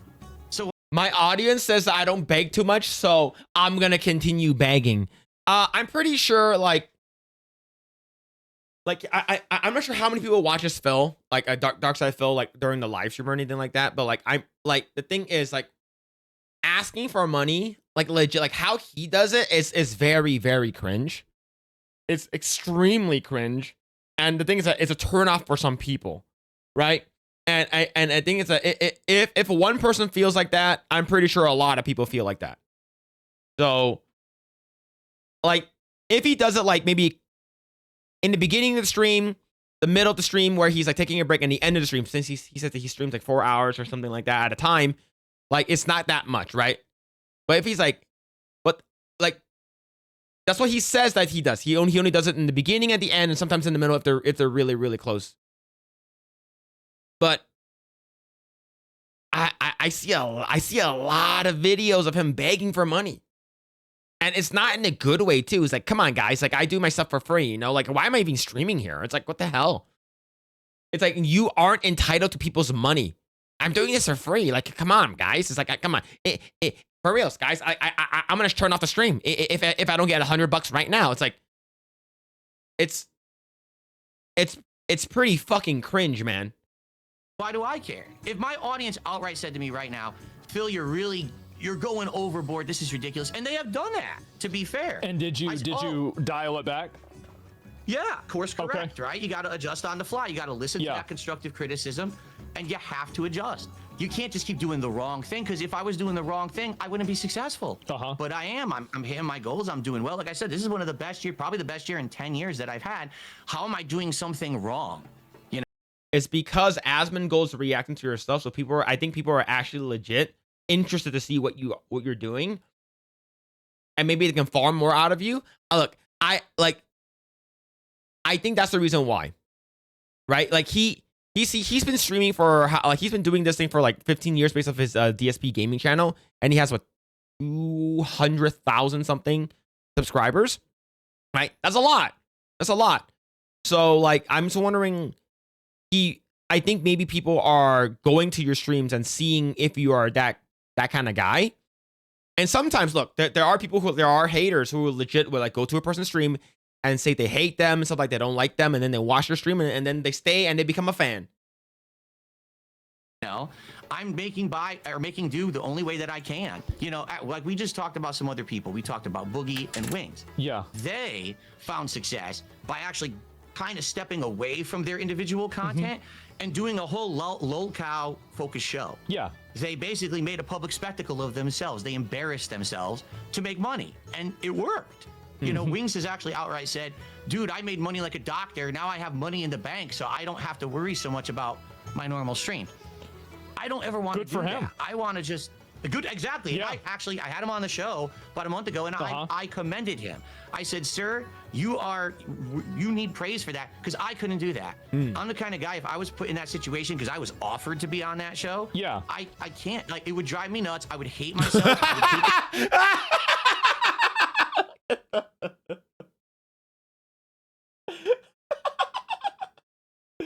Oh, fuck, who will win in a race? Mario Kart, DSPR, Cyrax. Oh. Those are unfortunate photos of them. Content I'm putting out, and I would feel like those are unfortunate photos to human existence, because I put out crap, I put out slop, I put out this drama content that it just doesn't add anything. Well, how do you feel about my content?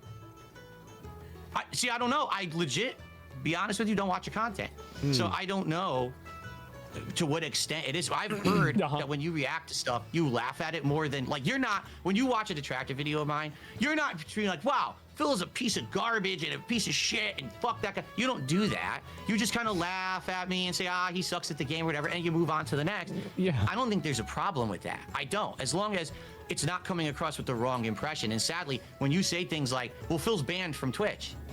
Well, no, I'm not. So you never have been banned from Twitch?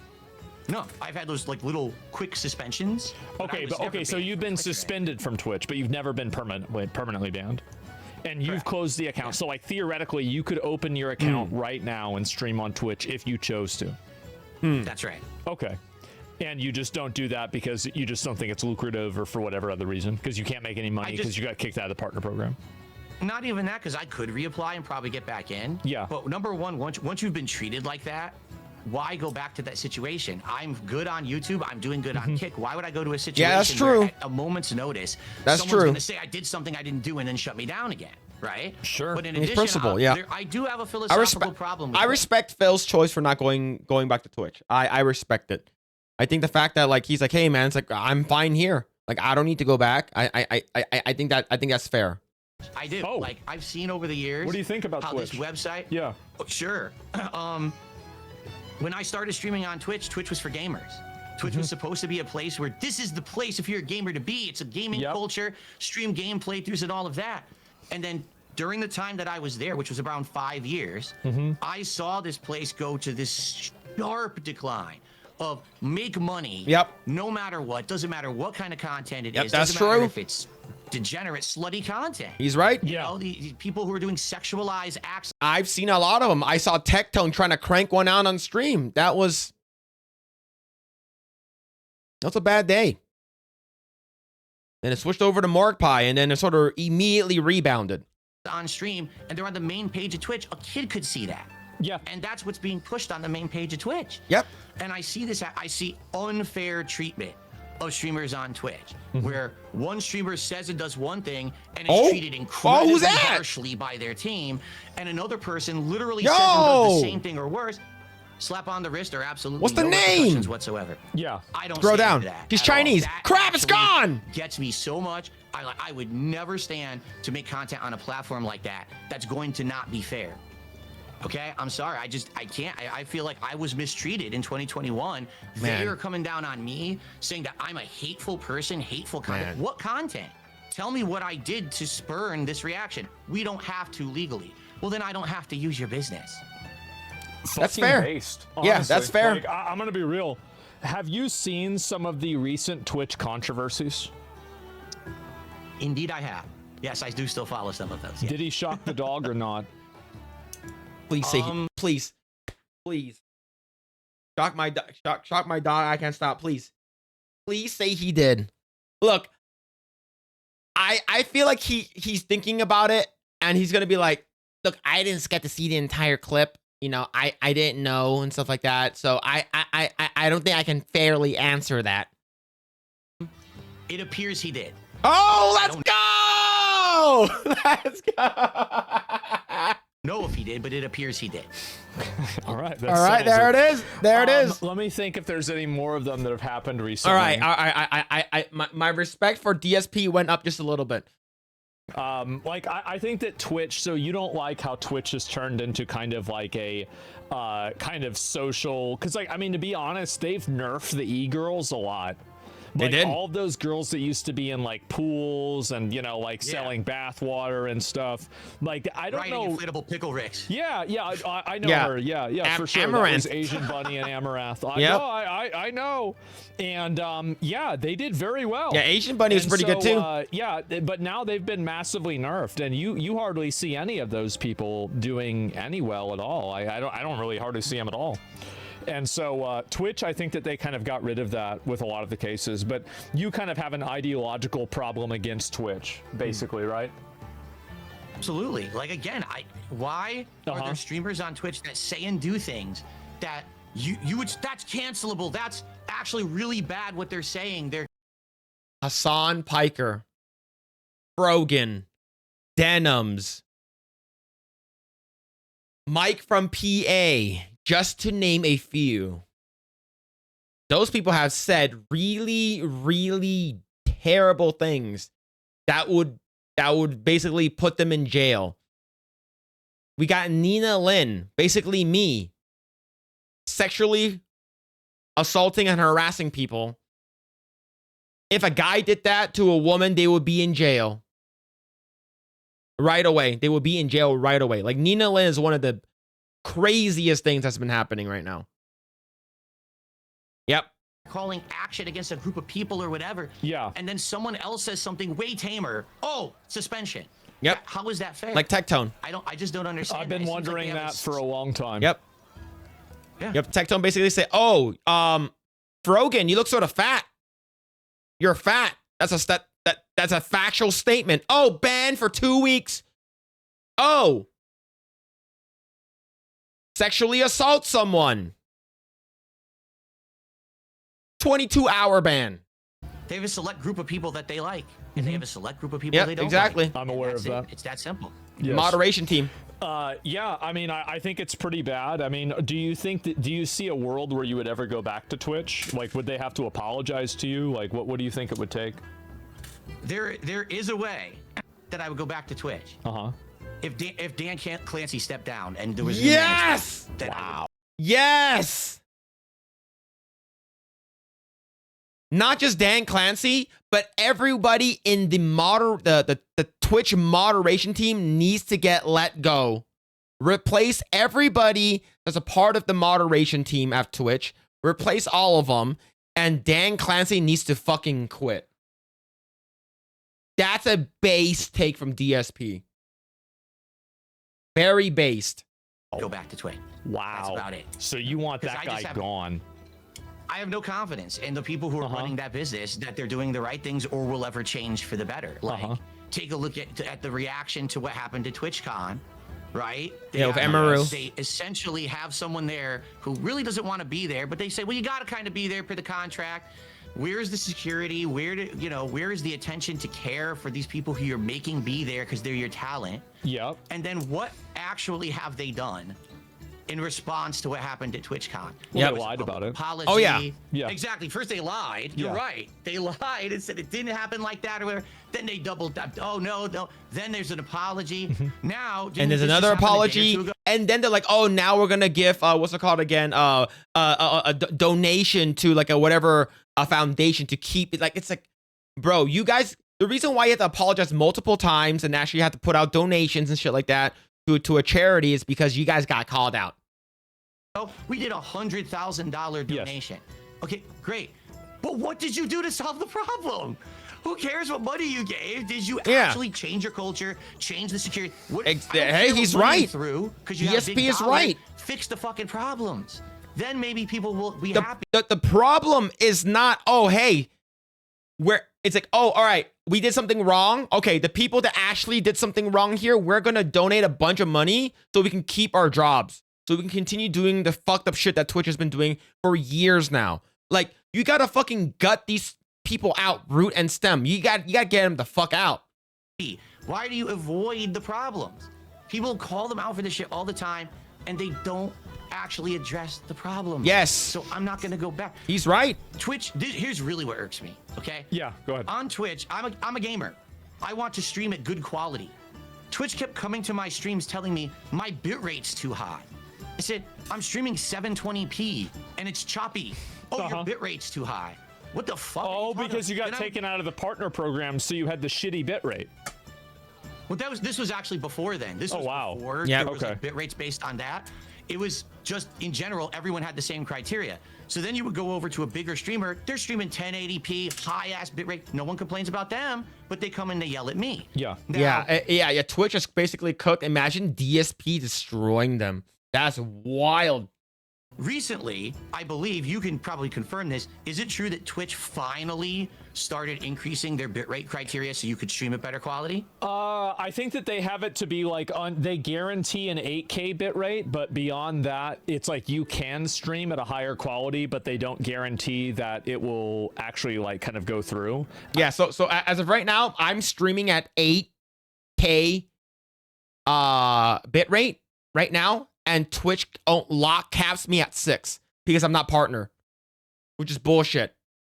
I mean, you know, probably better than I do. Like YouTube bitrate is way better, right? I mean, you can stream at like 15K bitrate, 12K bitrate, and at that point, you're hitting diminishing returns anyway. So like that's more than enough.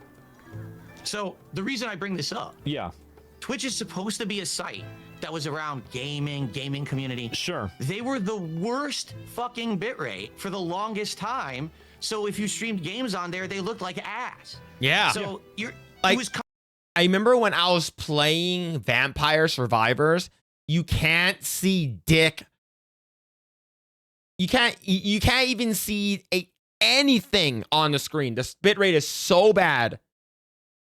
It's really, really bad. contradictory to what their whole philosophy supposedly was. If I go to YouTube, I can do twice the quality for my audience. Yep. Why am I staying on Twitch? It's ass backwards the way they think, and they dodge. Like the only thing that I don't like about YouTube is like you cannot like Twitch looks after their own platform. So like if you have like a music in the background, you're playing Eminem or something like that, or Rihanna or whatever, a music that's like that can potentially get you copyright claimed, like Twitch will legit like mute that segment of it, is to protect the site and themselves from getting sued. Now, if I'm streaming like and I have like, I don't know, fucking Final Fantasy VII music background in the background, like I will get claimed by fucking Nobuo Uematsu, right? I'll get claimed. So that's the reason why like we have to be careful whenever like we have music here. Now here's the thing, like I don't monetize my live streams, right? Like even on the replays, it's like it gets like demonetized anyway. So like I don't monetize the live streams. every issue. They push the issue to the side. We're so sorry that happened. Here's a donation. Did you fix the issue? Yeah. Here's a donation. Fuck you, man. I'm not going back there. I'm So done. you're just Like not I going to said, put up with that bullshit. You don't want to deal with that anymore. You're beyond that. That's another point in your life. I don't need to be walking on eggshells every moment I'm streaming that some idiot mass reported me for They saved the good bit rate for the e-girls and the big titties. All right, I guess that's not too bad for me then. something I didn't do. And Just now they're gonna DM me those suspend or e-girls. kick me out again. DM Fuck to that. me. I'm done with that. Yeah, I mean, I remember I streamed Final Fantasy 16 and my bitrate was so bad you could barely even see what was happening. Yeah, it was really like, especially during the icon fights of Titan, it was so bad. And Wow. it was insane. Yeah, like it was like you were playing it on like a Nokia phone or something like that. So yeah, it was just dog shit. I mean, I get it. I totally understand it. Do you mind if I take a second? I gotta use the bathroom. Go for it. Okay, all right, give me 1 second. Be right back. All right. Oh, Is he gone?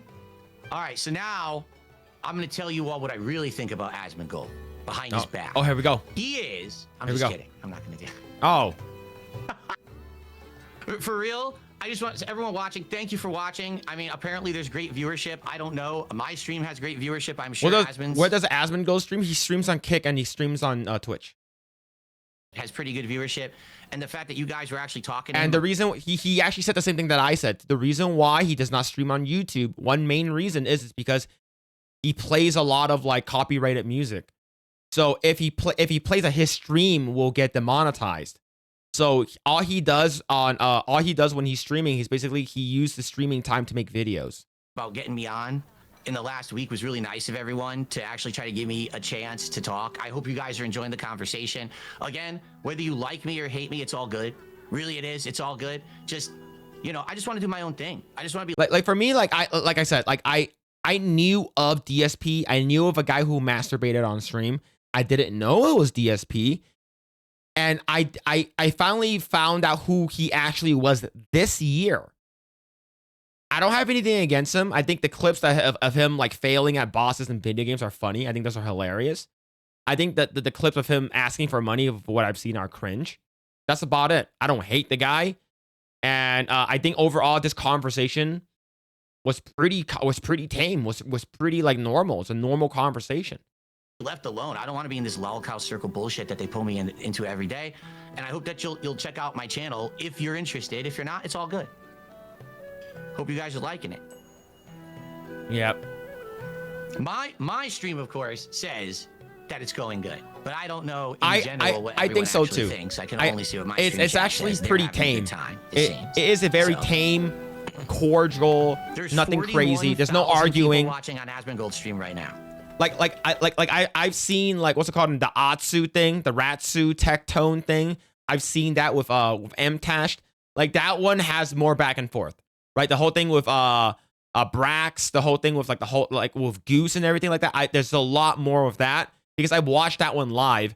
This one is actually really, really tame. Go on, Primal One. Just slightly Is that more it? viewership than I usually. Yeah, is that it? Only Is he gonna? 41,000. Oh, he's What? gonna get more followers for this? Absolutely, because people have a preconceived notion that DSP was like a crazy dude.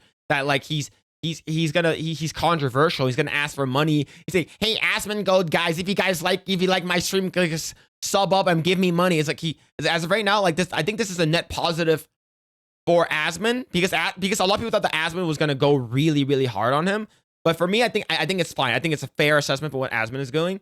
And people thought that DSP is going to be like ridiculous of what he's saying, right? That it's like his begging for money and stuff like that. Like I think it's a win-win for both of them. Oh, Dude, bro, like you're we're only falling off.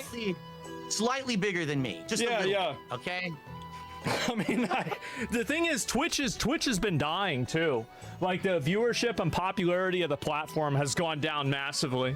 So yeah, I'm not sure. Maybe you're right. Maybe you are right to jump ship, and you're on another platform now, and you're doing relatively well. So you're financially stable. Everything's. Oh, go ahead. No, go ahead. You were talking about Twitch earlier, and that you think that Yes. it's very profitable to be on Twitch. Of correct? course. But why do you say that? Because when I was on Twitch, I'm not exaggerating now, I made less per each sub I got. The bits, I guess you get 100% of the bits that they throw you, right? That's true. You do get all the bits. Check. It's because it's 50-50. It's because affiliates get 50-50 and I believe partners get 70-30.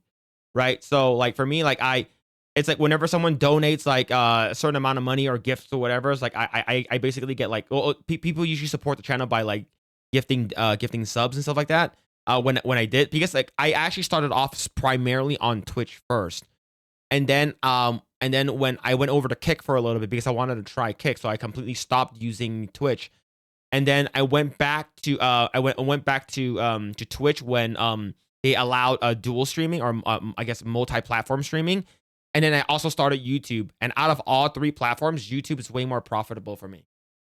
And I get better viewership. It's also because of the people that know me from like Project Eggroll, the people that came from like Epicverse, Geeks and Gamers, Nerdrotic, and all that kind of stuff, right? The Fellowship, the 199, everything. In my opinion, I think YouTube is better. But the membership or the subs, definitely you made half, right? You get half of a sub. On YouTube, Yes. you make more. On Kick, you make way more. Oh yeah, Kick, like if like Asmon showed like his revenue, like he got like $100,000 on Kick, and while on Twitch, like per month, like he got like $18,000, which is still fucking a lot of money, but he got like almost 10x the amount on Kick. I don't know why you're saying that it's so much more lucrative to stream on Twitch. What's Because Celluloid? I never experienced that. From my experience, maybe it's Rickshaw, changed, Sula? but I didn't experience Polypolar? that. That's another reason why I don't see why I would go back. I don't see the big financial boon that I would get. Well, I mean, Manny for me, Cantor? back in the day, like with the amount of money, like on my main channel, like we were, I mean, I can just say it, right? I was making on Twitch like a couple few $100,000 a month, right? And so yeah, it was a lot of money. And so that was like really not even running ads or anything like that. But and like that's if you do run ads and you know you have people watching. Oh yeah, of course. Asmongold is talking about his main account, but not his not Zach Rar, right? His actual Asmongold account, etc. But like it has gone down massively. Like they basically just took a zero off of my earnings, and you know I changed my channel, etc. Right? But like you're right that Kick pays a lot better. So yeah, you've so would it be better to stream on YouTube or on Kick? If you can get people to go subscribe to your Kick like channel, and you can actually legit become a partner, you'll get paid more on Kick. YouTube has better discoverability, and the algorithm is way better. Like so, like if you have a decent following and you can get to partnership on Kick, like I'm not partnered on Kick, I'm just affiliated. Partnered, you need like 70 concurrent like people watching you in the past 3 months. You need like 50 people that actually subscribe to you without actually being gifted, and you have to stream a certain amount of time. So getting the followers is not the problem. Is getting the concurrent viewers and actual subscribers, right? Because they actually pay you a lot. So Kick is better if you can get there. But in terms of just starting out, like YouTube might be better, but you also need to get to that minimum threshold to get super chats, right? You need 500 subscribers and 3,000 watch hours. And in order for you to get monetized in terms of ad, you need 1,000 subscribers, 4,000 watch hours. got the the Kick partner program as well, which does extremely well. Yeah, see, like So- I'm not a part of like Asmongold, like knowing him, like with his like big audience when he said that he's gonna also stream on Kick. Like he was immediately partnered right when he started, right? People like me, like a lot of people who are still grinding, like American Ninja and stuff like that, like just to name a few, like all of us, where we are grinding. But the thing is that like, if people can watch me on YouTube, why would they watch me on Kick, right? It's like there's no difference there other than where do you want to support the person. And the thing is, I don't run ads while I'm live, so that it's like I like for Kick, like I don't run ads either. So I'm not sure, but like it just people just like YouTube better. It's easier. The phone app for YouTube is a lot better than Kick. I got a question for you. Yeah, the only thing that the Kick does have over YouTube, better emotes. Absolutely, 7TV, BTTV, animated emotes, big titty emotes, and stuff like that. Yeah, that's way better for sure. Like if YouTube had like the actual implementation of like Twitch chat or Kick chat, it would be really, really good. Like YouTube would be untouchable. But YouTube's chat is not as great in terms of like the features that it has than Kick, and Twitch has it better. About that too. Yes. Do you think Kick is sustainable and they can keep doing what they're doing? Because man, they are paying well, and I don't know how they're doing it. Well, I mean, it's pretty obvious how they're doing it. Gambling. They're using Kick as a loss leader for stake, and then they're paying for it by the losses that people lose in gambling. That's how they're doing it. Yep. We're getting paid from people that are too stupid to figure out math and play slots. I know math. And I'm not getting a lot of money. I get like $5 to $10 a month from Kick. That's how it happens.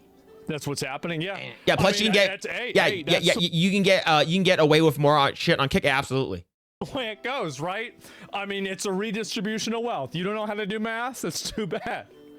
I'm just curious how long it's going to keep up. If it is a loss leader, what's the benefit there for them to keep it going? Do they think it's going to blow up eventually and be the place that will be profitable? Or I think that there's probably, so like my expectation, and this is what they've said publicly, is that there are some people that maliciously use the Kick incentive program, and in doing so, they will probably kind of remove some people out of it that are, like taking advantage of it or view botting in order to get a higher ratio of payment. And, you saw recently people complaining about that. Is it sustainable? Well, here's the thing, right? Is that in the Bible, they're talking about gambling, and we still have gambling. Yep. It's not going away. Yeah. Oh, yeah. Gambling is like, the thing is, I've seen people who are offered like tens of millions and hundreds of millions of dollars to gamble on Kick, right? So like, that's a huge, you're getting paid a shit ton of money to gamble. So you're promoting that gambling, right? So like, that's a lot of money. That's and that's like life-changing money that like anyone would take it. Like if Kick would, for whatever reason, like, hey, Asian Phil, we're gonna give you a sponsorship where we're gonna pay you $1 million to do a gambling stream. All right, I'll take it. I'll. And the thing is that Twitch was like, oh, you have people on Twitch like, what's it called again? Pokemon was like, oh, the reason why I would never, because of my principles and stuff, like I would never go on a Kick, blah blah blah. And now they're slowly bringing back crypto gambling. Yeah, there goes that. What's going on, Angie? I hope you're doing well. Not going away. We're not going. Fair enough point. Yeah, I mean, because for a long time I was very, very against gambling, and now I don't give a shit. Yeah, I mean, I never really cared about gambling. I've lost the war. Like, I don't gamble. I'm not really a big gambling guy, but a lot of other people love to do it, and if they want to do it, and then I get paid for it, that sounds pretty good to me. Yeah, I'll do it. And you're getting paid for it too. I am. I'm in the KCIP program. I'm getting the ridiculous amount of revenue from each sub over there. Yes. And now there's Kicks. So, I'm making bank on it too, to be honest. Yep. Because people say to me, why am I on Kick? I only get like 1/3 of the amount of viewership on Kick that I do on YouTube. I'm like, you probably still make a lot of money on there, right? Yeah, it's paying decent, Yeah, Dermy Wormy, thank you so much for the raid, man. Thank you, Dermy. Even we had a great stream, dude. And stuff that I get on there, it doesn't bother me. Let them talk over there, and hey, if I'm making the money, who cares? Right? Yep. Yeah. No, that's my opinion on Kick. I mean, like, I've thought about streaming on YouTube as well. Like, I might talk to them about like trying to like kind of make it better, especially with like the DMCA things that happen. Yeah. And the auto takedowns. And if they were able to do that and lock that down, I'd probably stream on YouTube also. Yeah. So just really see, exactly what I said. The reason why Asmongo does not stream on YouTube is because the auto DMCA, especially with the AI, is not a real person doing it, right? Like the AI will just like, okay, this is copyright claim music, so we're gonna immediately just like flag this, and you're not gonna get paid anything and stuff like that. So well, that fucking sucks, right? And that's the reason why people go on to like Twitch and Kick, is because they're more lenient, because they actually which is a crazy thing, like they actually help like to make sure the platform does not get sued by these like mega corporations, right? These like fucking fucking Sony hits you really hard, Warner Brother hits you really fucking hard, really fast. Kind of depends. But yeah, I mean, do you have any other questions for me? Because I've asked you a lot. Yeah, honestly, I don't have much like targeted to you. Like, I know you're a gamer. You're a gamer like me, dude. I am. And so we have a lot. See, I'd rather be somewhere with gambling rather than promoting OnlyFans. 100%. I would rather do gambling shit than fucking like seeing a person's asshole on my fucking For You page. All right, I see that already on fucking on Twitter. I don't need to see it on like fucking Twitch or anything like that. We do have a lot in common, just probably not specific to certain genres of game. But like, to pick your brain, like this year with gaming, How do you think gaming was this year in general? Do you think it was a great year for games? Hell yeah, it's great I know for I guess indie. you had reacted to the Game Awards I did. nominees. In general, what did you think? Do you think these are good games this year that got in it, or do you think that we're on a downward trend? What do you think there? I think that gaming right now is better than it ever has been because there are less barriers to entry for people Yes. to publish and release video games without having to go through a publisher, a console, or any sort of Yes. like gatekeeping system. Yeah, you just release your game, fucking get it checked out and stuff like that. You can release it through Steam, and you can make a shit ton of money. A lot of people can buy your game and shit like that. Mega Bonk, Ball Pit, just to name a few. Fucking Tyler that made Schedule 1, fucking huge ass game. So all you really need to do is just be able to make a video game and release it on Steam. Yep. So you've had games like Megabonk, for example. Did you play Megabonk? So I good. did not play Mega Bonk. People have asked me Yeah. to do it. So I might. 60 Yeah, hours it's a in the good game chat. right? And so like there's a lot. not of a games lot, like but, that. like, There's that- games that's like a lot Ball for, Pit, which, I mean, for wasn't that. really an indie game. It was published, but you know, it was made by an individual guy. And there are a lot of instances where I actually think that like, did you play Expedition 33? Oh yes, I did. Did Absolutely. you? What do you think Hell is game yeah. of the year? Okay, I don't want to spoil because I do my own Game of the Year awards at the end of the year, so I'm not going to spoil my audience. But everyone knows that probably top 3 games for me this year were, you know, either Expedition 33, Silksong. Hollow Knight Silksong, Yep. or this is a big one that no one knows, Blueprints. Oh yeah, yeah, that was the puzzle Blueprints, game. That was yeah. an indie game. Yes. Okay, so yeah, you all right? So you've played. A I lot see you, of games. Tommy. I think gaming now is amazing, and I never run out of video games to play. Like anybody who's unhappy with video games nowadays, I think is a retard. I think we know who he's talking about. Now, I'm not saying he is. I'm not saying, look. There are a lot of very, very good games. We are in like a fucking like a silver age when it comes to like video games right now, man. There are so many video games out right now that I can't even play. All right. So I'm actually a part of the I actually got into the beta for Tokon, the Marvel fighting game. I actually legit I got into it. I'm not sure if I can play it. Like I was able to get into the beta for Marvel Tokon. I'm not sure if I'm gonna have time to play it because I have so many other games. Phil, are you retarded? Are you happy with games? If he's talking to me, I'm retarded. But this games this year was so fucking good.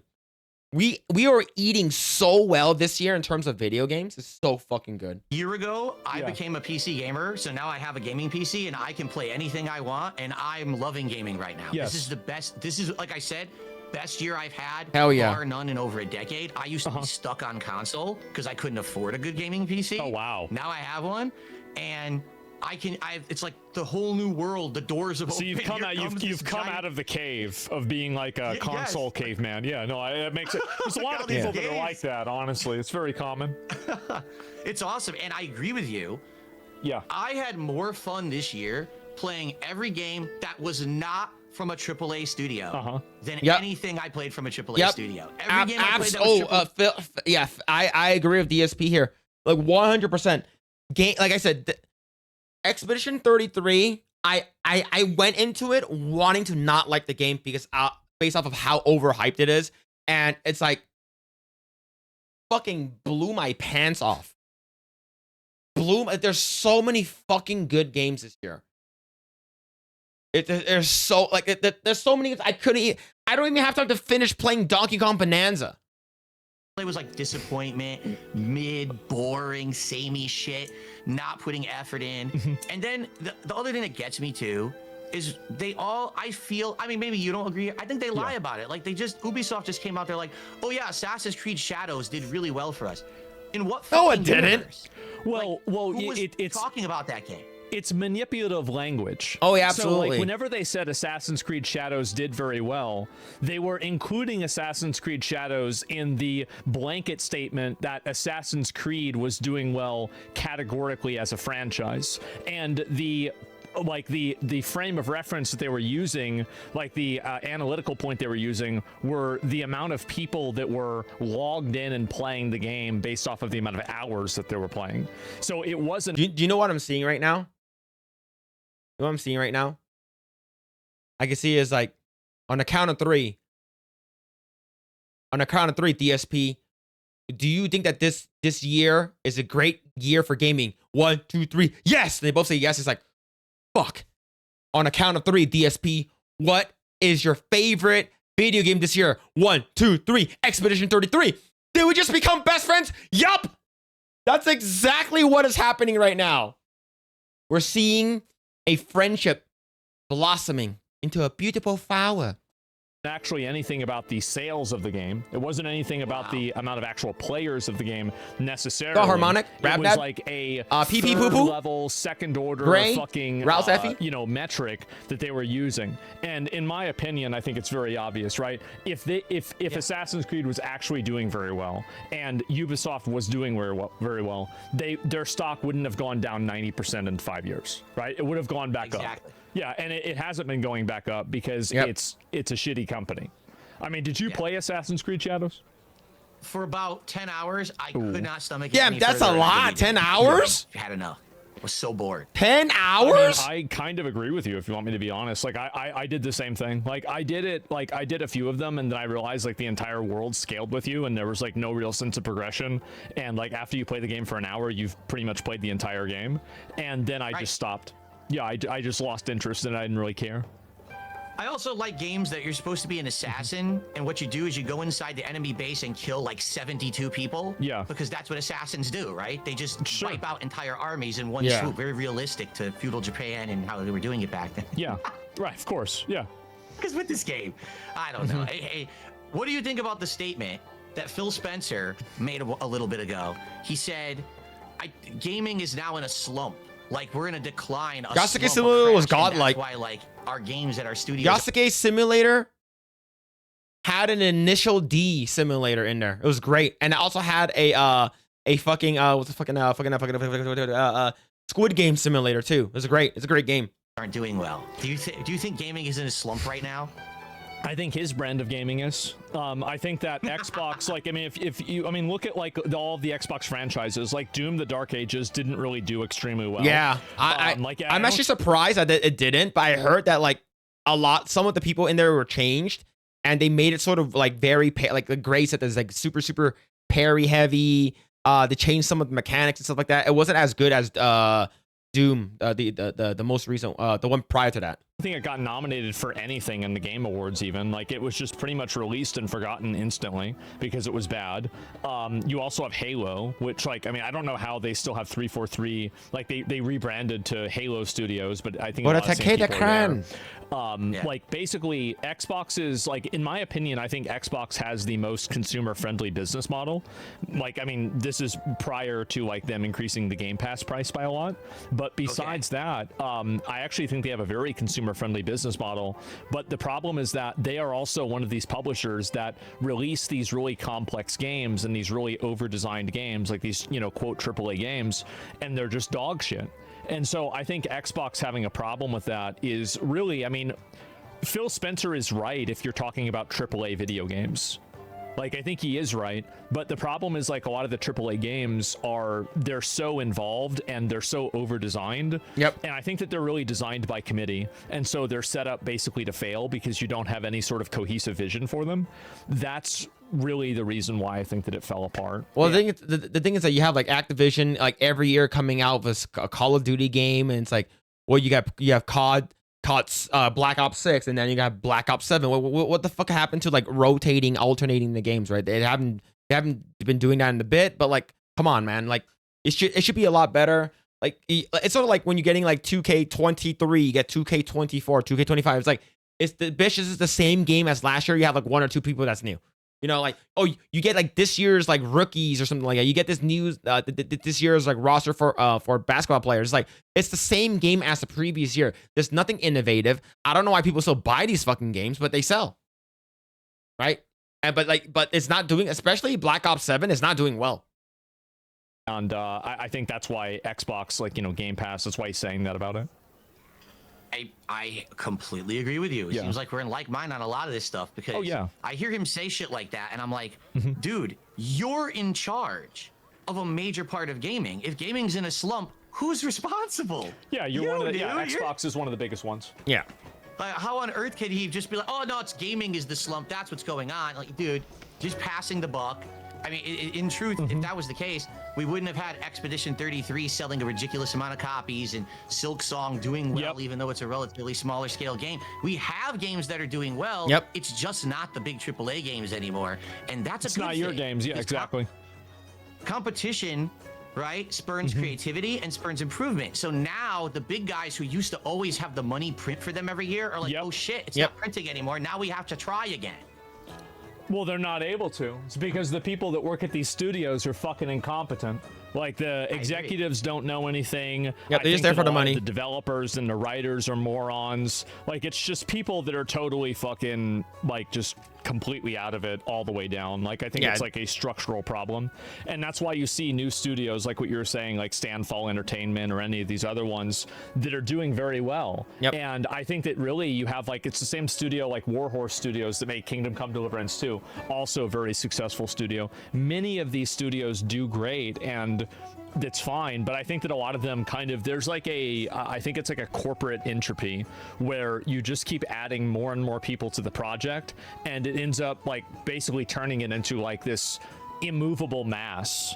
It's exactly what happened during COVID, right? Like during COVID, like every single company overhired. They hired so many fucking people. Even though they didn't need people, they hired them. Do you know why? It's because everyone was at home and everyone was playing video games. All these studios were making video games. Everyone's staying at home, especially the gacha companies and stuff like that. People stayed at home. Their revenue went up by probably like almost twice the amount, or in some cases even 3. Games made billions and billions of dollars and stuff like that. Games per month went from like $8 million to $10 million monthly revenue to like $25-30 million monthly revenue. So it was a huge, significant increase just to name a few. And they're like, all right, cool. That means that it's gonna be like this forever, right? And then once COVID ended, people start, lockdown stopped. Everyone started going back to work, return to office and stuff like that. People stopped playing games. People stopped doing this or stuff like that, right? That's why a lot of streaming service popped up during COVID. And then what happened? Revenue went down by a lot. It sort of went back down where to right before COVID happened. So instead of making $25-30 million a month, you're making about $12 to $15 million a month now. And then people can't get big promotions anymore. And then people are going to start getting let go because now that we overhired, this happens to every fucking studio. Especially when Microsoft bought up a bunch of these other small studios and stuff like that, or these other bigger studios. That's why Microsoft, Obsidian, Activision, and Blizzard were like biggest hit in terms of layoffs. It's that simple. You guys overhired thinking that you guys got big dick, and your dicks are actually a lot smaller than mine. And I think that's what happened with like Assassin's Creed Shadows, and it's what's happened with like a number of other games like Star Wars Outlaws or Dragon Age Veilguard or something like that. Starfield has an infamous story where a game dev who no longer works there said they needed a chair designed for a cutscene, and literally had to submit the request for the chair to a department to design the chair, but then had to get 2 department sign-offs to get the chair design.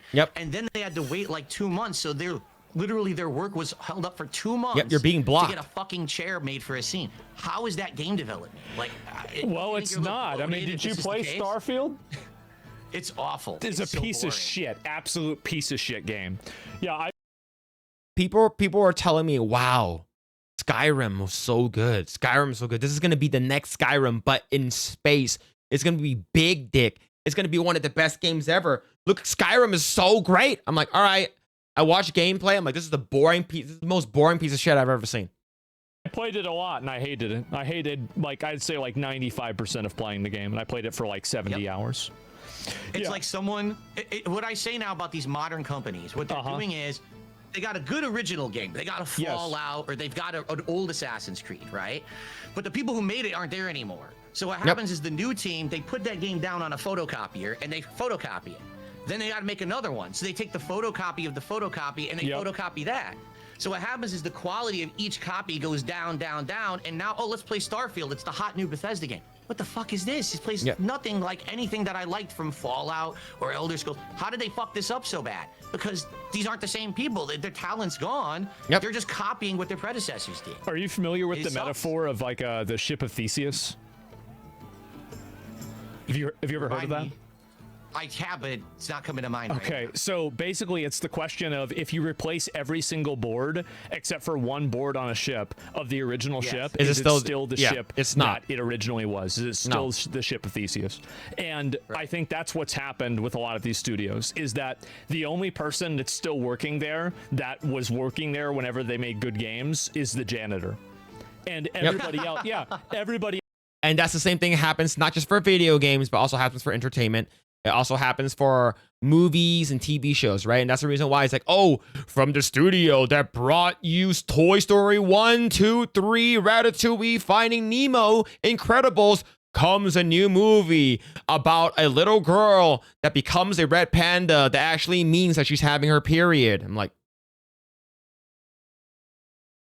what? Bro, what the fuck are you talking about? Right? Like, John Lasseter is not there anymore. The people who are working there aren't there anymore. Steve Jobs is fucking dead. Like, all the people who were there, like the animators and shit like that, all the god tier animators, all the good character designers and shit like that, all of them are gone. And all you're getting fucking bean dick, bean mouth fucking character designs. All bullshit characters. So that's the reason why it sucks. All the good people are either fucking gone or dead. Else is gone. So yeah, no, I think you're totally right about that, and I think it's probably going to keep getting worse too, if you want me to be honest.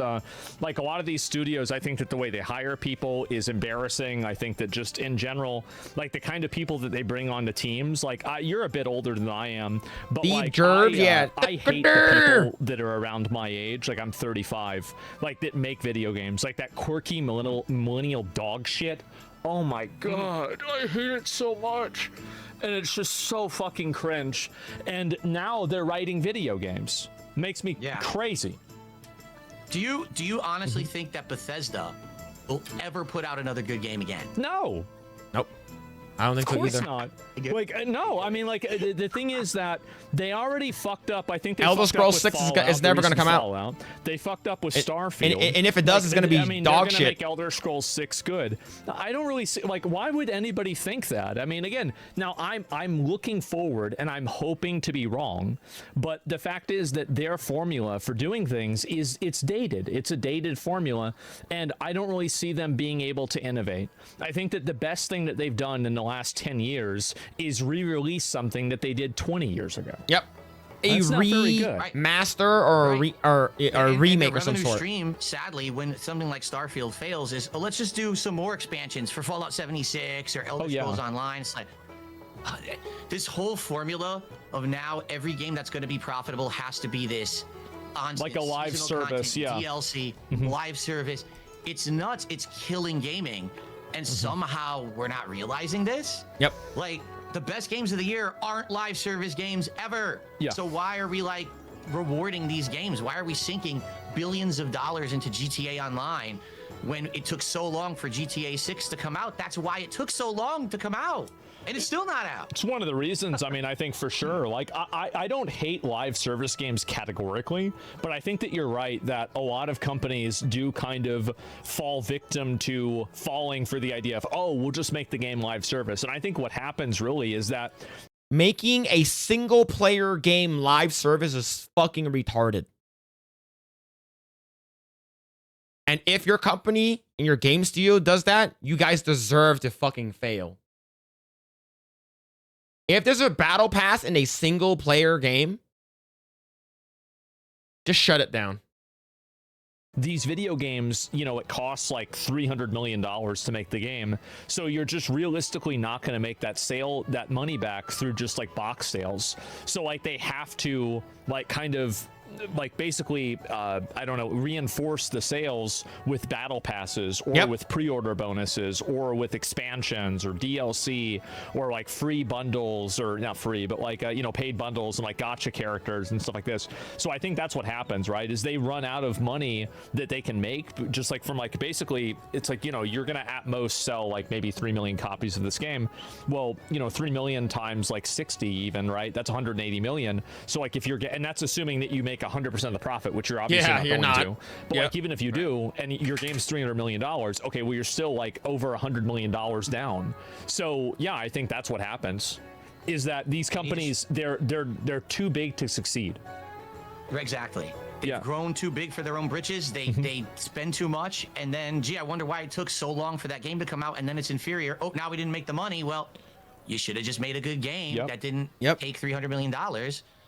And then maybe, you know, what really I love about this year, Claire Obscure being so good. Yeah. And it's former game devs from Ubisoft who said, fuck Ubisoft, this company sucks. And Yep. they left and made a better game than Ubisoft could ever put out. It just True. blows my mind, and I'm happy for that. I want more of that, for sure. I think more of them should leave. You're absolutely right. Now here's the thing. I don't want Sandfall to get fucking inundated with a bunch of these woke propagandists. Like the fact that they're so good. And remember, okay, fucking Jessica English came out and says that, oh, well, I'm all about queer joy and shit like that, right? Do you know what that fucking signal boosts? A lot of queer people and a lot of flaggots that are basically gonna be migrating into that studio because, oh, one of the core voice actors for one of the best games of all time basically is basically saying that, hey, you know, here's a fucking, like, you know, lighting the fucking, you know, the fucking flag and shit like that, lighting the fucking torches. It's like, hey, guys, come over here because now we want more. Now we had our game did so well. We're gonna need more people, right? We're gonna need more people. I don't want these fucking woke motherfuckers to just fucking show up. I don't. I think that's what's gonna happen. It typically is. It typically does happen, especially when a game gets too popular, really fucking popular. A lot of they're gonna start opening a lot of positions for the next project, and they're gonna hire a bunch of motherfuckers that are fucking in it for fucking pushing messaging, diversity, gender. I don't want any of that kind of bullshit, man. I totally agree with you. I hope that it continues. I really do, and I think that it will also. I Yeah, think they that people are just 100% tired of are they're playing already the same fucking go old, invading you know, it. Yeah, like 100%. boring, like, you know, played out. Their next project is going to be very, very. I guarantee you, their next one is going to have some kind of messaging in there. All right. They already complained about how Claire Obscure Expedition 33 did not have enough diversity. There wasn't any black people in it, right? They already said that there wasn't enough gay people or whatever in it, right? They're gonna say that kind of stuff, and then so the next game to be more inclusive and stuff like that, to make sure that everyone gets seen and shit like that. They're gonna put in some bullshit. And I felt this way. I don't even know about some of these other games that recently have come out. Like I enjoyed, like, maybe like. Well, here's the thing. Yeah, like she basically did come out and say that, hey, people ask her, what are your thoughts about AI voiceovers? And she said, don't. That's all she said. One or like two, like really, Or some shit like decent that. games. Like I like Kingdom Come Deliverance 2, even though it was hard for me to get into it.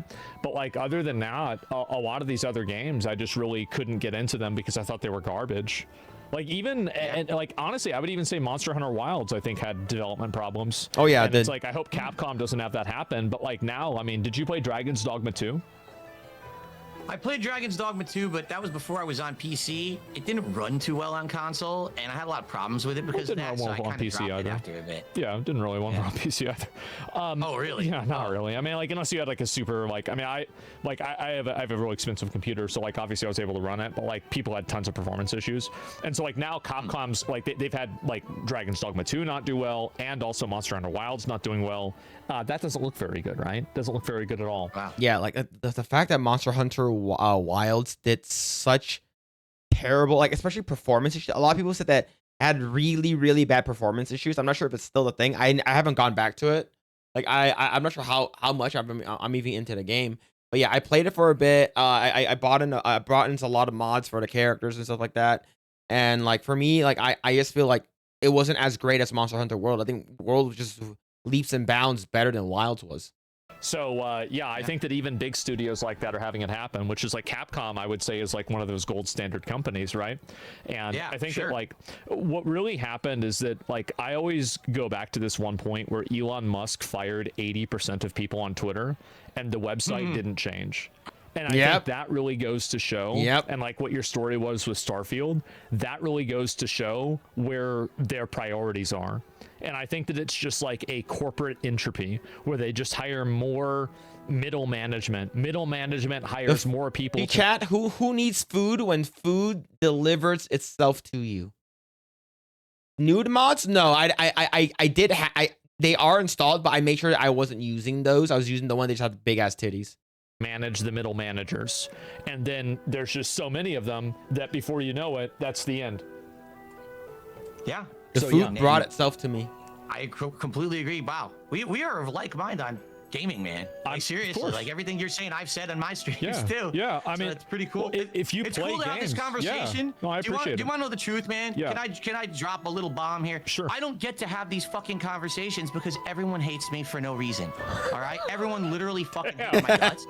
I can't get anyone to have a normal conversation about anything because all they ever want to talk about is WWE champions and e-begging and this drama shit. This is a fun conversation, and I would love to have these kind of conversations. So thank you for allowing me to have a little bit of fun today without just having to talk to my viewers. Having to talk to someone else, another creator, is awesome. It is really a great experience. Sure. I mean, Wow, like, still I'll having probably mad be issues? bringing back Yikes. a podcast that I'm Yeah, it's not doing good. sometime soon, and maybe you can come on that, right? And we can get you know, some of your opinions on gaming. I think that could be fun. What do you think about that?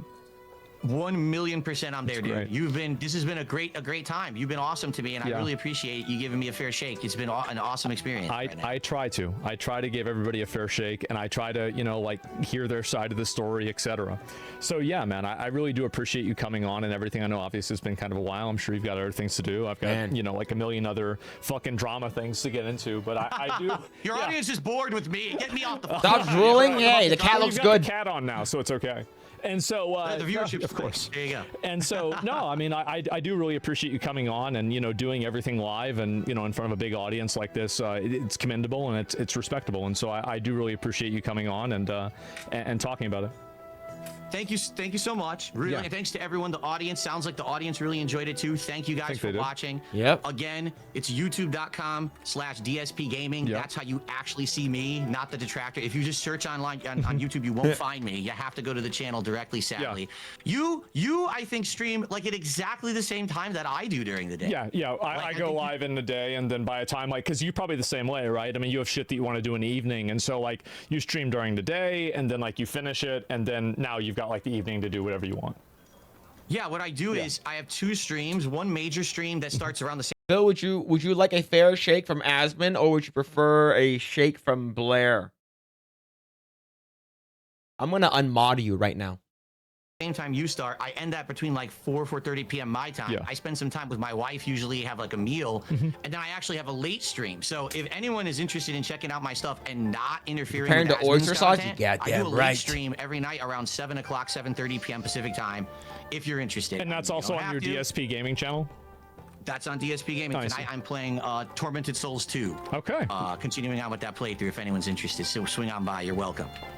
Well, thanks, man. I right, really there it appreciate is. you coming on, and I'll actually be very curious to see what the reactions to this are. I'm Me extremely too. curious. Yeah, I don't know. Everyone thought that, once again, the toxic people, Asmongold, all he wants to do is he wants to snake Phil, and he wants to be awful. He's going to have detractors appearing and people.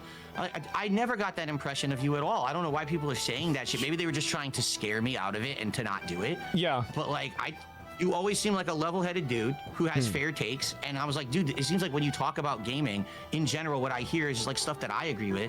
I'm like, what's the big, like, what do they think's gonna happen? I mean, you're gonna fight or something? Like, what? Yeah, like I said, this was a very, very tame conversation between DSP and Asmon. I think overall this was a very, very good dialogue, and I think it's sort of like it's like telephone and what you see and stuff like that. And I like the thing is, like, I'm pretty sure, like, you know, there are going to be people who are going to disagree, and there are people who want like a bloodbath and stuff like that. Like, oh, Asmongold's going to destroy Phil, or Phil's going to do some cringe ass shit and stuff like that. To be honest, it seems very tame. Like I said, this is a very respectful conversation between two people. Well, I mean, it's like, you spend all day and, you watch content that you totally believe and you treat it like wrestling and you believe wrestling is real too. And you do that this is for like a long Trump enough and time, and you're gonna Mamdani. have Yeah. a very distorted view on the world, to say the least. So yeah, no, I totally get it. And I think it's pretty common. I mean, usually like talking to somebody, you find out that you have more in common than you have not in common with them. Yeah, even I agree with somebody that you might have a certain impression about, and you talk to somebody and it's like, well, most people can usually get along, right? Yeah, it's like, for me, like, cats are delicious, and then some people are like, no, I don't agree, but I like Expedition 33. That game is good. I'm like, yeah, I agree. Yeah, there it is. So now that being said, when are we gonna have a high-profile boxing match for $50? Oh, I don't know about that. Okay, fuck that. I've already lost enough of my fucking teeth. I don't need to lose the last few of them. Okay. So yeah, no, absolutely not. But yeah, I'm gonna get back to it. I really appreciate it. Yeah, absolutely. Thank you very much. And guys, DSP Gaming on YouTube and also Kick, right? It's a DSP Gaming Reel on Kick, because someone stole my name before I could get the name. So it's DSP Gaming Reel on Kick if you want to check me out there. I co-stream. Okay, got it. All right, man. Well, thanks a lot. I really appreciate it, and we'll keep in touch, and I'll talk to you later, man. Absolutely. Thank you so much, man. All right, I'll see you later. Peace. It's a good conversation. Man. Man. That was a good conversation. Can you believe that? See, like I'm reading some of the people in his comments, right? It says good interview. Hey, I like that guy and stuff like that. Was not expected. It was good. It wasn't expecting that. See, I think that's what people thought. Excellent talk. Yeah, that was fucking funny. Great talk. That was cool. Way more bass than I thought. Yeah. Did you guys like it? Was that enjoyable? I don't usually I don't really bring people on very often, right? I don't do that. But I thought, like, this is, a special occasion. It's a very special occasion. So I had to do it. And I hope you guys had fun. You should talk to people more. That's really funny. That's what a funny guy. We've got a Joker in chat. That's great, huh? How about that? Yeah, that's a good video. That's a good video. That was a long one, but I said that I was gonna watch the entire thing once it happens. I said it over the weekend. I heard that he was gonna be talking with DSP, and I said that I was gonna react to the entire thing. And this was a very good video. I thought this was funny and very insightful. I for me, I have a preconceived, determined view of DSP, and like I said, I barely knew who he was. I knew of him. I knew of a guy that masturbated on stream, and I guess that was him. And yeah, it's not, for me, just like hearing him, like those clips of him like asking for money and stuff like that, it's cringe. But he's not like a terrible person, right? He's not like an awful person where people are saying that, oh, DSP is just fucking awful. Yeah, he asks us for money, but that's like the only thing that like it's sort of like cringe. But it's not like so fucking bad where it's like, oh, okay, yeah, this guy is awful. Like, I'm gonna stop watching. Like, it's not like that. But there's the link. Yeah. So go ahead and give it a like. Yeah. And so we've gone to his comments. Roach King versus the Beggar King. That's wild. I saw a dude in the chat say, "Cute cat, zap it." That's crazy. Asmin, watching Asmin live asking DSP about the time he gooned on stream like a minute into the call was the best interview moments I've ever seen. Fuck it, we're gonna farm it all. Asmin probably laughed my ass off. I thought he was gonna open with a "You've been watching for 10 years and how much have you contributed?" It's nice to see DSP support smaller streamers like Asmin. He's actually incredibly fortunate to be interviewed by Asmin. Yeah, I think this is a huge eye opener for a lot of people. I think overall, I think this is a net positive for not just Asmin, but especially for Darkside Phil. Now, like I said, I didn't know that his name was Darkside Phil. I thought it was just DSP. I didn't know that his name was Phil. And there's a lot of things that he said that I don't agree with, but at the end, he said a lot of base things about Twitch and liking specific video games and stuff like that. So for me, I never really hated the guy at all. Like I said, I barely knew who he was. But yeah, overall, this is a very, very good interview. I think this is very insightful for a lot of people who were, I guess this is detractors, right? But yeah, man, good video, good video.